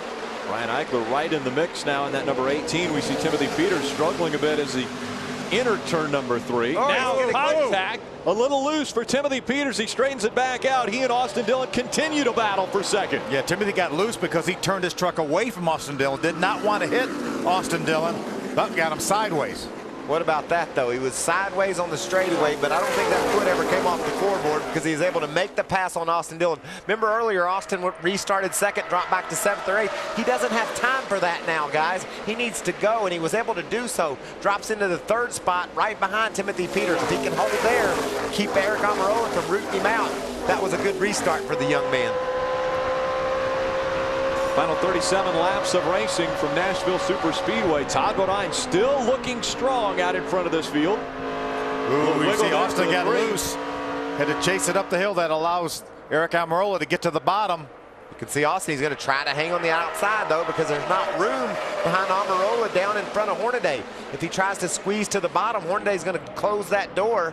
Look, 3 wide, guys. What a Hornaday. Hornaday had coming into that turn 3 wide, and now Hornaday to the inside of the 51, battling for the 4th spot. That was a break for Austin Dillon because when Hornaday pulled up beside, made it 3 wide, that slowed down Eric Almirola and it allowed Austin Dillon to score it ahead. Hornaday shoots up the racetrack. Almirola takes the spot back. Here comes Brian Eichler. Hornaday was thinking he was going to grab 2nd spot, and now he's battling to hold on to the top 5 position.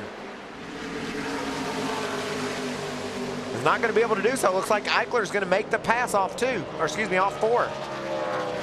Todd Bodine with a 9/10 of a second lead over Timothy Peters. Continuing to run just a bit faster laps. Look how high Hornaday is. Almirola not able to take that spot yet. I mean, I'm sorry, Brian Eichler in the 18 truck. Mike Skinner, the 5 right behind Brian Eichler. Oh, he gets sideways. Oh, contact. Brian Eichler is able to hang on to it. 3 wide once again as they come out of turn number 4. And what a heads-up move by Ron Hornaday to recognize that he needed to give him some more room. I recognized it from up here, but I didn't know Ron could from where he was setting, but he certainly did. Look at Skinner down on the bottom of the track, and here comes Matt Crafton.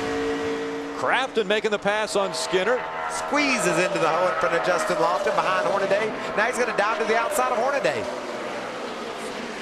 Adam Alexander. And there's no panic right now, Rick, in the 17 camp of Timothy Peters, but he did come on the radio and indicate that he might have a loose wheel on the right rear. Jeff Hensley, the crew chief, said everyone's loose, trying to re-emphasize that he can hang in there and get the job done. But that truck certainly not as fast right now as it was to start this race on sticker tires. We'll see if he can hang on or if there is, in fact, a problem. So strong at the beginning of this race. Well, he's still strong, but darn. Todd Bodine has just got his truck right where he needs it. He's really fast. Hornaday's trying to use up the racetrack there. Brian Eichler said, no, I need a little bit of that space. Eichler moving to the outside, trying to get by that 33 of Hornaday. Hornaday with the preferred line, able to shoot out in front of the 18. It was a heck of a battle. Matt Crafton now drives up on the inside of Eichler, trying to grab that spot away. Justin Lofton right behind them in the 7 truck. All these trucks battling up in the top 10 here. We are just 10th on back. Mike Skinner has 10th on, and Lee is going to take over the 11th spot from Kenny Schrader. Schrader drops back to 12. Schrader was up beside Skinner trying to grab 10th, and now he's falling back to 12th. That's how tough. This track's a momentum track. You get down, squeeze down on the bottom of somebody, and you can't complete the pass. You're going to lose all your momentum, and they'll catch you from behind. Battle for 7. Eichler, Crafton, and Lofton. I'm telling you, it seems like the trucks in clean air can really make some ground up. Todd Bodine, we saw Timothy Peters dominate the early portion of this race. Since Todd Bodine's been back out front in that clean air, his truck has been the fastest truck. This is a championship statement tonight. I know, Phil, don't look at me like that. But he is saying tonight, I can win this championship. I got the speed to do it. I have the experience to do it. And now I've had some bumps in the road. I have the brains to do it. And he's putting it all together tonight. So you're ruling Hornaday out now? Well, there's a lot of things have changed since the race. 2 hours ago. That's exactly. But this race isn't over either now. We cannot give this win to Todd Bodine yet. We have 29 laps to go. Or the championship. I'm not hard-headed. I just need to be shown, maybe. 11 races following this one. This championship by no means has been decided. Side by side now. Eichler on the outside, Crafton on the inside. I'm telling you, Matt Crafton has been battling somebody this entire race. So most of the time it was his teammate. Yeah, he and the 13 of Johnny Sauter had been side by side for numerous laps today. How about Johnny now is up in the 5th position. He's a couple 3 trucks ahead of his teammate Matt Crafton. How about another solid run for Justin Lofton, running the top 10, just he's shown for the last 3 or 4 months that he's got the speed to run in the top 10, even in the top 5, but just a lot of problems, and tonight again right up there in the middle of the top 10. Finally last week at Pocono he was able to get the finish he deserved. He had a top 5 there and finished 5th. It's been since Dover that he had gotten the finish that he deserved. I think he was 3rd at Dover for his career best finish. Austin Dillon looks to be faster through the corners than Timothy Peters, but then Timothy's able to pull away. This is the 2nd spot. Timothy Peters holding on to it, but Austin Dillon has been able to stay right on the back bumper of that 17. Todd Bodine continues to run the fastest laps each and every lap. He's creeping away from these guys. He has a little bit over a 3-second lead right now. Eric Almirola back there in the 4th position. Johnny Sauter back in 5th. Hornaday, Eichler, Crafton, Lofton, and Skinner your top 10. Still on the lead lap, Donnie Leah, Ken Schrader, David Starr, Ryan Sieg, and Ricky Carmichael. That makes 15 trucks on the lead lap. Todd Bodine looking to make it 2 wins in the 2010 season and try to pad that lead he has in the championship standings. This Thursday, check out what's under the hood on speed. At 8, it's a historic event on Pink's All Out from Chicago. The fastest cars ever compete in the Group 16. Then at 10, Tanner Faust's Aston Martin challenges Paul Tracy's Bentley Super Sport. Thursday, 8 Eastern, only on Speed, presented by Michelin. Todd Bodine with a 4.4-second lead over Timothy Peters here at Nashville Super Speedway. Austin Dillon running in the 3rd spot. Those two have been pretty close on the racetrack, battling for that 2nd position, but that's the distance from 1 to 2. You know, Todd Bodine was leading this race before, got passed on the last lap when he and Mike Skinner got together. Johnny Benson was able to pass him a few years ago, so Todd knows this thing is not over till he sees that checker flag. When Todd gets out front, he seems to check out. Nobody's able to keep up with him. We saw that out of the 17 of Timothy Peters. When he was able to get out front, he was able to check out. Now, Timothy Peters seems to be struggling back there in 2nd. You know, it seems like every other truck on the lead lap or in the top 10 right now are running within about a 1/10 of a second or a 1/10 and a half. But Todd Bodine 2 laps ago was a 1/10 and a half faster than all the rest of those trucks. It's great, though, to look at the parity, Phil. Todd Bodine last time by ran a 31.50. Like you said, a couple laps ago, he was a couple tenths better than everybody. But all the way back to the 6th spot, Ron Hornaday ran a 31.60. They were within the top 6 trucks were within 1/10 of a second of each other. You know, Todd Bodine has had some amazing wins in his career, but they've all been on racetracks that have been bigger than a mile. He's never won on anything a mile or less. His dominant performance has been at Texas, where he's won 6 times, and he won there earlier this year. At Texas, you get cowboy boots or a cowboy hat. How about Nashville, where you get a guitar? Michael, you know what that's like. Well, I didn't really have time to think much about my guitar. I was running 6 with 2 to go, and they all crashed. And my guitar was just sort of handed to me. Todd running these laps down here with 17 to go now. You know, there's a chance. Oh, got beside Timothy Peters, but then the slow truck was there, but can Austin Dillon stay in there? Looks like so. Austin Dillon trying to take 2nd away from Timothy. Oh, he's sideways. Austin Dillon's going to take advantage of it. Timothy drove right up under the tailgate, got Timothy really sideways. Austin's going to take that 2nd spot. And Austin's saying, let me get down in this corner really strong so he doesn't have a chance to get on my tailgate. I need to get this clean air on the nose of my truck. Maybe I got something for Todd Bodine now that I'm in fresh air. And I think he might. He might have something to go run Todd down with. Take a look at this now. Watch. Timothy Peters dives down to the bottom of the racetrack. He gets a little bit loose there. Then he has to save it again. Austin Dillon just drives by on the inside. And Austin Dillon has been all over the back bumper of that 17. So maybe Austin Dillon can put some distance between he and Timothy Peters and close in on Todd Bodine. Watch from Timothy's onboard here. This is what it's going to feel like to get loose. There they go by the start-finish line. Timothy's going to drive it hard down in the corner. You hear the tire squeal?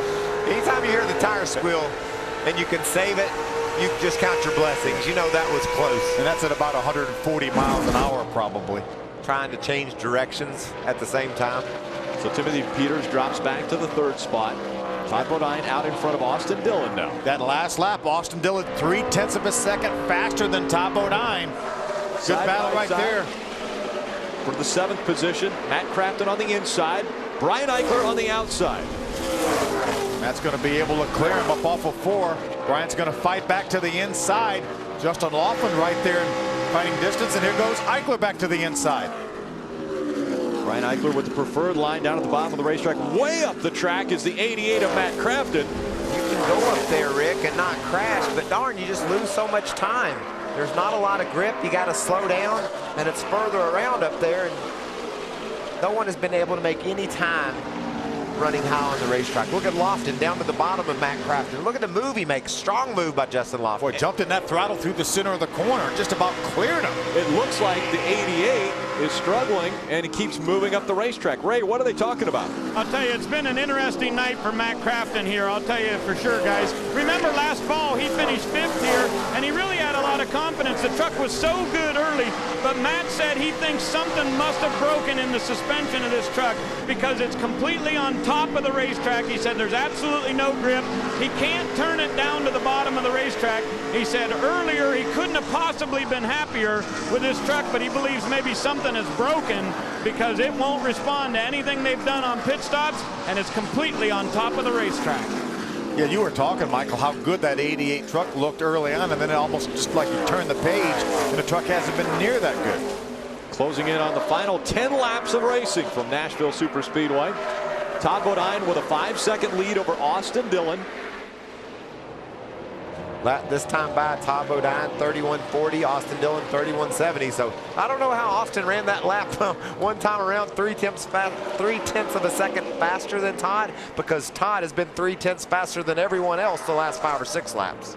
Great battle right there. Eric Almirola drives to the inside of Timothy Peters. That's a battle for the 3rd spot. Jennifer Jo Cobb right there. Can they get by her? Almirola clears the 17 of Timothy Peters, so Almirola moves up to the 3rd spot now. Bodine, Dillon, and Almirola 1, 2, and 3 here at Nashville. What a great job by Jennifer Jo, giving those guys room to race as they enter down into turn 3. That was tight. Remember, this is 2nd and 3rd in points right now. Eric Almirola 2nd coming into this race. Timothy Peters right now was 4th coming in, but he's being shown in the 3rd position. The problem is the guy they're chasing out in front of this field, well, is our point leader coming into this race. Todd Bodine putting on a dominant performance. I mean, far be it for me to tell you I told you so, but it seems like at the beginning of the show we talked about how Ron Hornaday was out of it. I mentioned that, and Michael said he wasn't, and I said that Todd Bodine has won this championship before. He's comfortable out front here, and he's looking at today. So did you call Todd Bodine the winner before this race started? I don't remember you saying that. No, I did not call him the winner of the race. Still a lot of racing to go. Championship favorite, I think is what I called it. That's what I remember hearing. A lot of racing to go here tonight, and a lot left in this 2010 season. We still got 11 races after tonight. We've seen a lot of moves in the points late in the season. Yeah, a lot of things happen. Todd Bodine really hasn't had that big problem that a lot of the other drivers have had already this season. But this is a statement tonight, man. Yeah. This is how you go out and grab a championship. You just stomp everybody's tail ends into the ground, you know, like he's done here at Nashville tonight, and that gets everyone's attention. Eric Almirola currently running in the 3rd spot, 2nd in points, thinking I got a shot at this championship, but not the way Todd's running tonight. And Todd Bodine has led 84 of the 144 laps that have been complete.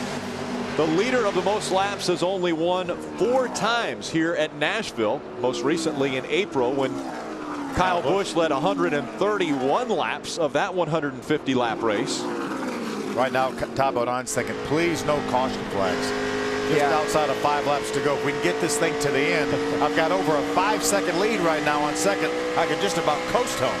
Don't want to bring anyone else into this mix right now as I have that big lead, as you mentioned, 5 seconds over Austin Dillon. Almirola running back there in 3rd, Timothy Peters in 4th, and Johnny Sauter in 5th. Does anybody surprise you in the top 10? Eichler, Lofton, Crafton, Skinner. No surprises, but there's some runs there I really like seeing. you know, the fact that Justin Lofton's being able to have another good run. Brian Eichler getting the finish and running the way that he is tonight. Those are all good stories to cover. Skinner, you know, he hasn't run great tonight, but he's used some pit strategy to keep that truck up in the top 10 as well. So these are good stories and good runs for these guys. Look at this battle here. There's Lofton in the 7, just behind him the 88 of Matt Crafton. Brian Eichler on the outside of the 18. Yeah, Lofton's going for that 7th spot on Eichler right now with 4 laps to go. Looks like he's got the preferred line down in the corner, but look at Eichler drive hard into the corner. Oh, trouble! Almost sideways and still hanging on to it is Brian Eichler in the 18. The 7 of Justin Lofton got a little bit loose as well. Matt Crafton said, thank you very much, boys. I'll take those 2 spots. That was a knife save by Brian Eichler and Justin Lofton. 3 laps of racing remain from Nashville Super Speedway. Todd Bodine with a 4.8 second lead over Austin Dillon. Almirola running back in 3rd, and these two haven't settled their differences. Justin Lofton to the inside, Eichler to the outside. Remember what happened last time when they were down this end of the racetrack? It looked like they didn't remember what happened. That was a replay of the lap before. And they stay close. Justin Lofton almost into the side of that 18 as they go quickly by the 46 of Clay Greenfield. Looks like Lofton's going to get it cut and grab the advantage off turn 4. Can he close the door? Almost, not quite. 2 laps remain. Todd Bodine. I'm glad Todd Bodine can't see this. He's saying, come on, guys, just keep it going straight for 1 more lap. I need that white flag. And he's coming off turn 4, and that's what's waving right now. White flag in the air. Todd Bodine, 1 more time around Nashville Super Speedway. Todd knows there's not going to be a green and white checker. It looked like the 0-1 cost the momentum to Justin Lofton. Justin wants that spot bad. Todd Bodine has won at some impressive racetracks. But when you talk about trophies, Nashville Super Speedway winning at this racetrack has one of the most impressive. A Sam Bass decorated Gibson guitar goes to the winner. And that tonight will be Todd Bodine winning at Nashville Super Speedway. Yeah, man. Never give up. Great job, boys. Love y'all. Proud just to be part of this team. Man, that's it. Never give up. Keep digging. We'll just keep doing this. Get us a little guitar. You heard Todd Bodine say guitar lessons. Austin Dillon with another great run. That's 7 top 10 finishes in a row for him. Eric Almirola with a 3rd place finish, trying to stay in contact with our point leader, Todd Bodine. Let's go down to the winning crew chief. He's with Ray Dunlap. Mike, I'm just wondering if that one that got away in 2006 makes this one even more special. You know, you can't never get them back when they get away, Ray. I'm so proud of all these guys. We've been working so hard to get everything ready to go every week. All the guys in the fab shop, all the guys that stay home, John Dysinger and all his guys working on the motors. We got one. We got us a guitar now. Sorry, Bobby G, you don't get to play it. And the bad thing is these poor boys got to work tomorrow morning to get ready to go to Darlington, so I guess tomorrow night we'll have to celebrate a little bit. I would assume that you've got Darlington marked on your calendar as one of those races where you just got to get in there and get out of there, or do you go after it and try to get another win? I think you've seen in Pocono and at Iowa that we're going to get a win every week. We're not going to points race. We're just going to keep doing our deal. This is how you get the most points, lead most laps, and win. Mike Hillman Jr. gets win number 19 as a crew chief in the Camping World Trucks. 19 wins, 4th all time for Todd Bodine. Behind Hornaday, Skinner, and Sprague. Making quite a name for himself in the NASCAR Camping World Truck Series. You know, guys, at the top of the show, we talked about the 3 trucks that have been fast since the time they unloaded them. Todd Bodine, Austin Dillon, Timothy Peters. Well, they finished 1st, 2nd, and 4th, so they were pretty close to dominating this day. Almirola throws his name into that top 4, actually finishing in the 3rd position.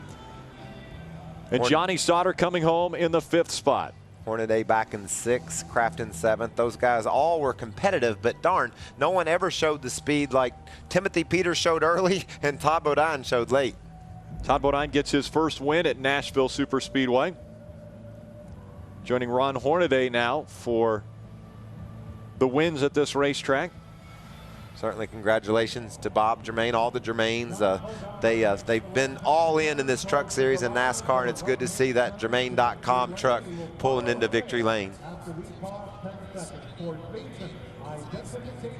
Justin Lofton and the 18 of Brian Eichler. Maybe some differences. This is after the checkered flag flew.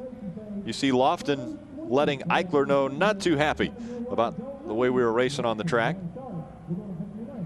We watched those guys battle, and they were both of them sideways down to 1 and 2 about 5 or 6 laps ago. We must have missed part of the story because it didn't look like Justin had anything he should be mad at, because he's the one that ran into the side of Eichler. Lofton's on the inside. This was about 4 laps to go. Lofton slides up the racetrack, catches the 18. Yeah, that's down in 1 and 2. That's what we were watching and saw him as Matt Crafton was able to drive by. Final lap.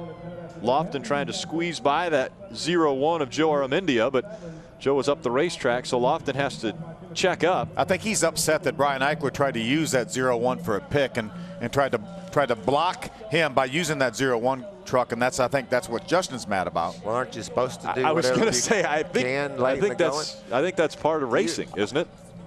I'm just saying that's why he's mad. That's why he's upset. And, well, they were upset. Uh-oh. Adam Alexander. And Brian Eichler, one of the more calm personalities you will see in the garage area, especially for a young guy. Obviously, you and Justin Lofton had some differences of opinion there in the closing laps. Take us through what happened on track and the situation after the checkers. I don't really know. We weren't like we were racing for the win there. We're racing for about 10th, I think. So just uncalled for. These things already having a difficult night, struggling a little bit. No need to tear these trucks up. But got to thank Kyle Busch Motorsports for the opportunity and Toyota, everything they do. Not the night we wanted, but we'll come out of it for a decent day for points. Did you and Justin talk after the race here? No. I talked to his crew chief, but I don't know where he went. All right, thank you. Todd Bodine starts climbing out here in victory lane. The youngin is back. He came into this race tonight tied with Kyle Busch with 18 wins.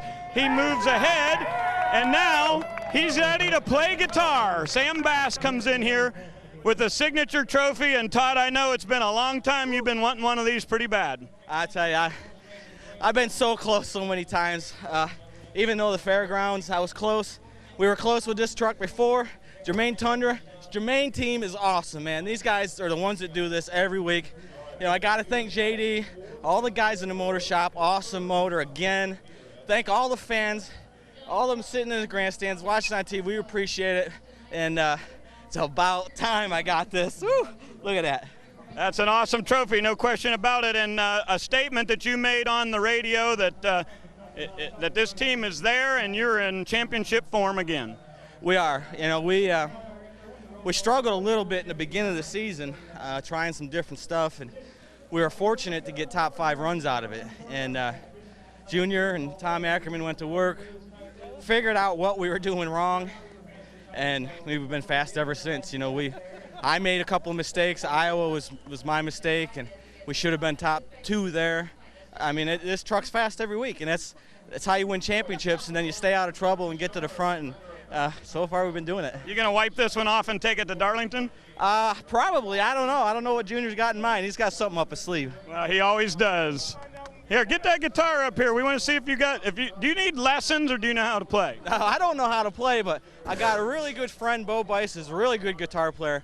But my boss, Bob Germain, begged me for this guitar. Bob Hillman Sr. says it's going in a trophy case, so you're going to have to fight him for it. All right, Bo Bice would normally be here. He was at Watkins Glen to sing the national anthem. He won't be here to celebrate, but Todd will with all his guys. Win number 2 of 2010. And it's back-to-back top 10s for the rookie Justin Lofton. The good news, obviously some disappointment for you late in the race. You and Brian Eichler got together. Take us through that. Yeah, it was it was really just good. Hard racing. I don't know if it was necessarily clean. He kind of pinched me down when the 01 didn't move down as far as he should have, and he just kind of kept pinching me. He's just trying to block, but I watched his interview inside, and he says, we're racing for 9th, 10th place or whatever, but I'm racing for points, and we're really trying to rebound from a rough start. So I just got to thank Mastercraft Safety, Toyota Tundra, Tom DeLoach, Red Horse Racing, and everyone that puts all their time and effort into this program. And I'm just trying to go out there and give them the best results I can. And yeah, I'm going to show I'm not happy after that. So, how big is it for you guys to finish 2 in a row after so many that kind of got away late? Oh, it's it's huge. even though the last 2 laps I was kind of frustrated, you know, I'm just kind of jumping inside, and can't wait to go to Darlington next week. I think we're going to be really strong there, and just looking forward to the rest of the season, and you know, a lot more hard racing, and hopefully I can be up there with Todd Bodine with a trophy sometime. And just congratulations to all Todd Bodine and all the 30 crew. We were talking before the race, and it's cool to see him win. See you in Darlington. See you. You know, I'll throw another name out there that has an association with the Germain family that maybe got a little bit of guitar history. I believe they're friends with Eric Clapton. He might know how to play that guitar, maybe a little bit as well. Todd Bodine in victory lane with the Gibson guitar.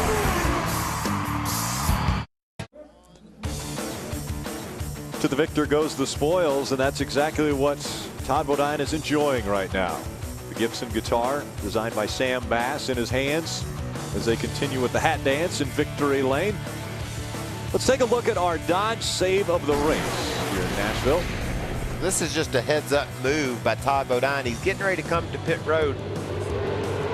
Started on the pole, but you know what happened was early in the going he had a flat tire on his truck. He was about to come to pit road, the darn caution flies. That's save number 1. The next one, he was about to come to pit road when there was a big crash on the track, and the move he made there, watch this, Phil.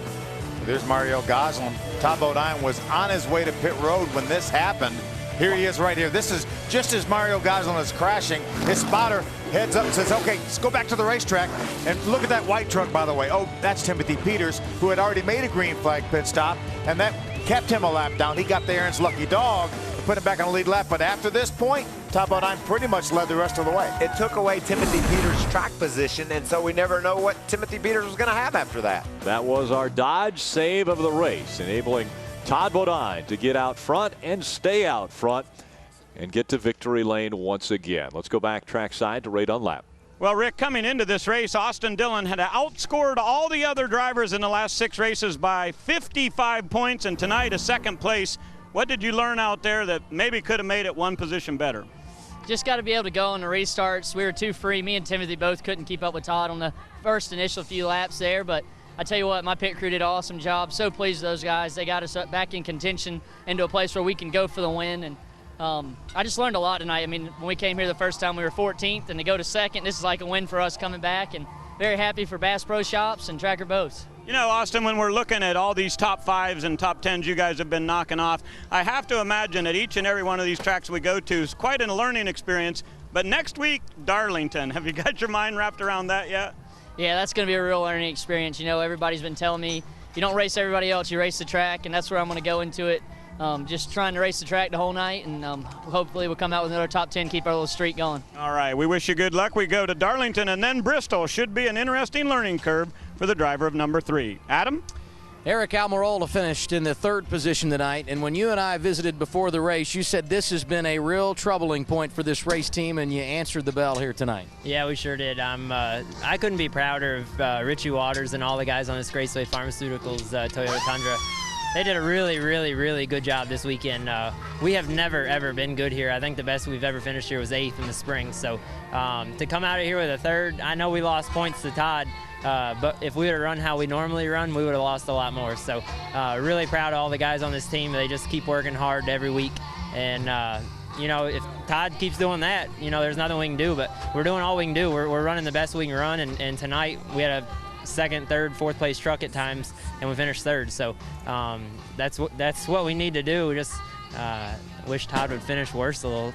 Is there a place where you feel like you have an opportunity to capitalize when you look at the schedule? I do. I feel like we'll run really good next week at Darlington. We did the Goodyear tire test there, and we had a really good truck. We were really fast. I was really happy with how our truck ran there. We've notoriously run really good at Bristol. So I'm really looking forward to the next few races we have coming up here. I really feel like we got a good few tracks coming up here to where we can really shine and maybe gain some points back on Todd. A solid 3rd place finish for Eric Almirola here tonight. Thanks, Adam. In the background, you could hear Sonny Sweeney giving a concert to the patrons here at the Nashville Super Speedway just after the checkered flag flew. So Todd Bodine, oh, he's got a guitar of his own. Doesn't know how to play it, but he's got a guitar.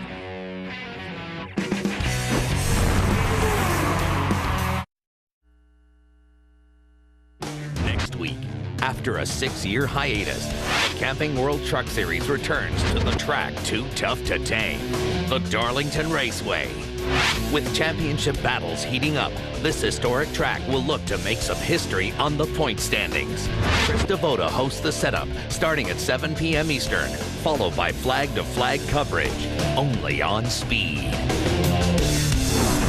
Lady in Black has been a very good racetrack for the NASCAR Camping World Truck Series. We've seen a couple guys win it. Bobby Hamilton, the late Bobby Hamilton, won there twice. Yeah, Casey Kane won our last race there 6 years ago. You know, Eric Almirola talked about hopefully gaining some points on Todd there, but Todd's very, very good at that racetrack as well at Darlington. Yeah, I picked up a victory in the Nationwide Series back there in the early 90s. You win at Darlington, you win at Bristol, Daytona. Those are the trophies that you really like. The Gibson guitar you get here in Nashville, those are the trophies you really like.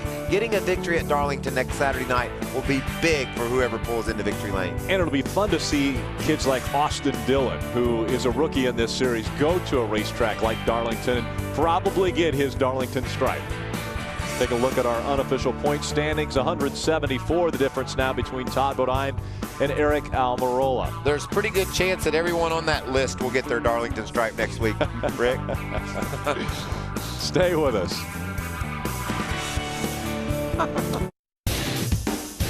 The NASCAR Camping World Truck Series is presented on Speed by Toyota. Brought to you in part by Camping World. The Camping World Sweepstakes is back and better than ever. Camping World is offering more prizes and more chances to win. Visit campingworld.com and enter today. And by the AARP Auto and Home Insurance Program from the Hartford. Sonny Sweeney still entertaining the fans here at Nashville Super Speedway. Just off of turn number 1. She's entertaining me too. She sounds good over there off turn 1. Take a look at our unofficial results, brought to you by The Expendables, as in theaters August 13th. Great win by Todd Bodine, second of the season. Austin Dillon with a nice runner-up finish here, first time here in a truck. Eric Almirola, good top 3 finish. How about Timothy Peters? He finished 4th the last 3 races here. He's got to be getting a little bit tired of that. Schrader with a top 10 finish again. That's 4 in a row in Kevin Harvick's truck when Schrader's been behind the wheel.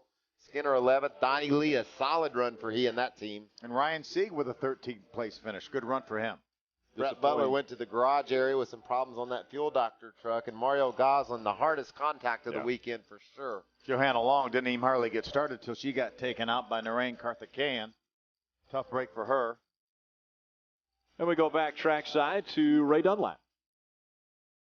Is it correct when I'm looking at my stats that you finished 4th here in each of the last 3 races? Yeah, it's I was kind of wanting to get out of that category and better myself 3 positions, but you know, this West Metal Cutting Tools Toyota Tundra was good all night long. We just got a little too loose and it never got better. It just really got worse. So Jeff Hensley and all the guys on this Red Horse Racing pit crew do a great job every week, and you know, we're trying to turn our top 10s into top 5s, and we just that little bit, and hopefully we can get up there in victory lane. But you know, thank all the guys back at the shop, suspension room, fab shop, all the guys that help us when we're gone. Arrington Engines, it's just awesome, this opportunity Tom DeLoach has given me. I'll tell you, Timothy, I was very surprised how many people were saying they were loose tonight. I thought this track would be really tight. Did everybody just make wrong adjustments, or was the track different than we expected? I don't know. You know, something was just, I believe, was going on with the tire. Same number, but it just did not react the same way it did in the spring here. So I could be wrong, but that's just what it felt like. Our stuff just really, once we got going, we got off those first sets of tires, and our stuff just really never would tighten back up. It just felt like it was on the right rear all night long. So, you know, I was holding on for everything and finished 4th again. All right. I think it's possible to say that these guys may be a little disappointed with a top 5 tonight. Another solid effort for Johnny Sauter inside the top 5 here tonight at Nashville. Take us through your night. You know, we struggled a little bit all day with our Roll to Gold CMT curb record Chevy, and you know, we just kept flogging on it, working on it, and we finally got it good there at the end of the second practice, and I thought we had something decent. And we started out the night, and we just struggled to get that balance right. I mean, I was free in, tight center, loose center. We made adjustments on that first pit stop and just kind of got away from us. We got too free everywhere, so we went back to what we started with, and it was still just a little bit tight, but fast enough to be able to make a little bit of headway. So all in all, good night for us. We just, I don't know, we're missing something. Todd obviously had the dominant truck, but anytime you can come out of Nashville with a top 5 finish, that's a good day. How frustrating is it to run as good as you guys have been running of late and see Bodine doing what he's doing and gain no ground? I mean, that's the tough part about this. I mean, you know, we went to Iowa, Gateway, and ORP, and we actually gained 30, 40 points on him, but these last couple weeks he stretched it out back. So, you know, it's his championship right now. I mean, the way it looks, we got a long way to go, but if they keep doing what they're doing, it's going to be really tough to beat him. But just super proud of everybody at Thor Sport, Chevrolet. Proud to have a bow tie on this thing. Thanks, Johnny. Thank you. Johnny Sauter 233 points back from Todd Bodine now with 11 races remaining in the 2010 season. Todd Bodine still receiving congratulations from drivers and fans alike. Austin Dillon saying, nice job. Again, welcome back to Nashville Superspeedway. This one just in the books now. The next stop for the Camping World Truck Series, Darlington Raceway. And it's been 6 years since we've been to that racetrack. You know how wide this racetrack is? Probably 60 or 70 feet. We see trucks 3 and 4 wide. Well, that racetrack's about 6 feet wide.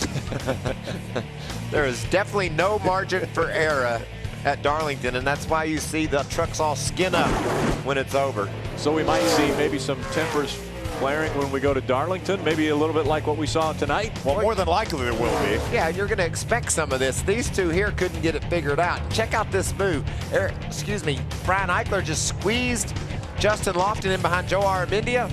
Justin Lofton didn't think that was fair, and I don't know what Brian Eichler was showing him.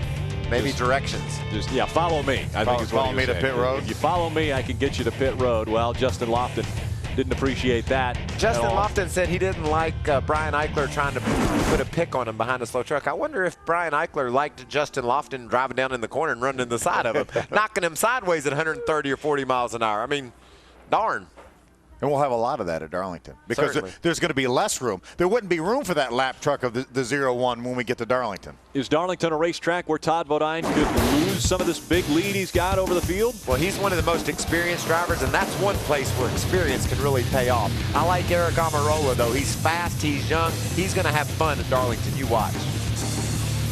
Ron Hornaday's going to be good at Darlington, too. It's going to be a great show. There's going to be a great race, and, you know, that racetrack has been repaved since the trucks have been there. It's going to be fast. Austin Dillon's eyeballs are going to be wide open from what he's going to see for the first time. Fastest tonight was the 30 of Todd Bodine, his second win of the 2010 season. Next week, after a 6-year hiatus, the Camping World Truck Series returns to the track too tough to tame, the Darlington Raceway. With championship battles heating up, this historic track will look to make some history on the point standings. Chris Devoto hosts the setup starting at 7 p.m. Eastern, followed by flag-to-flag coverage, only on Speed.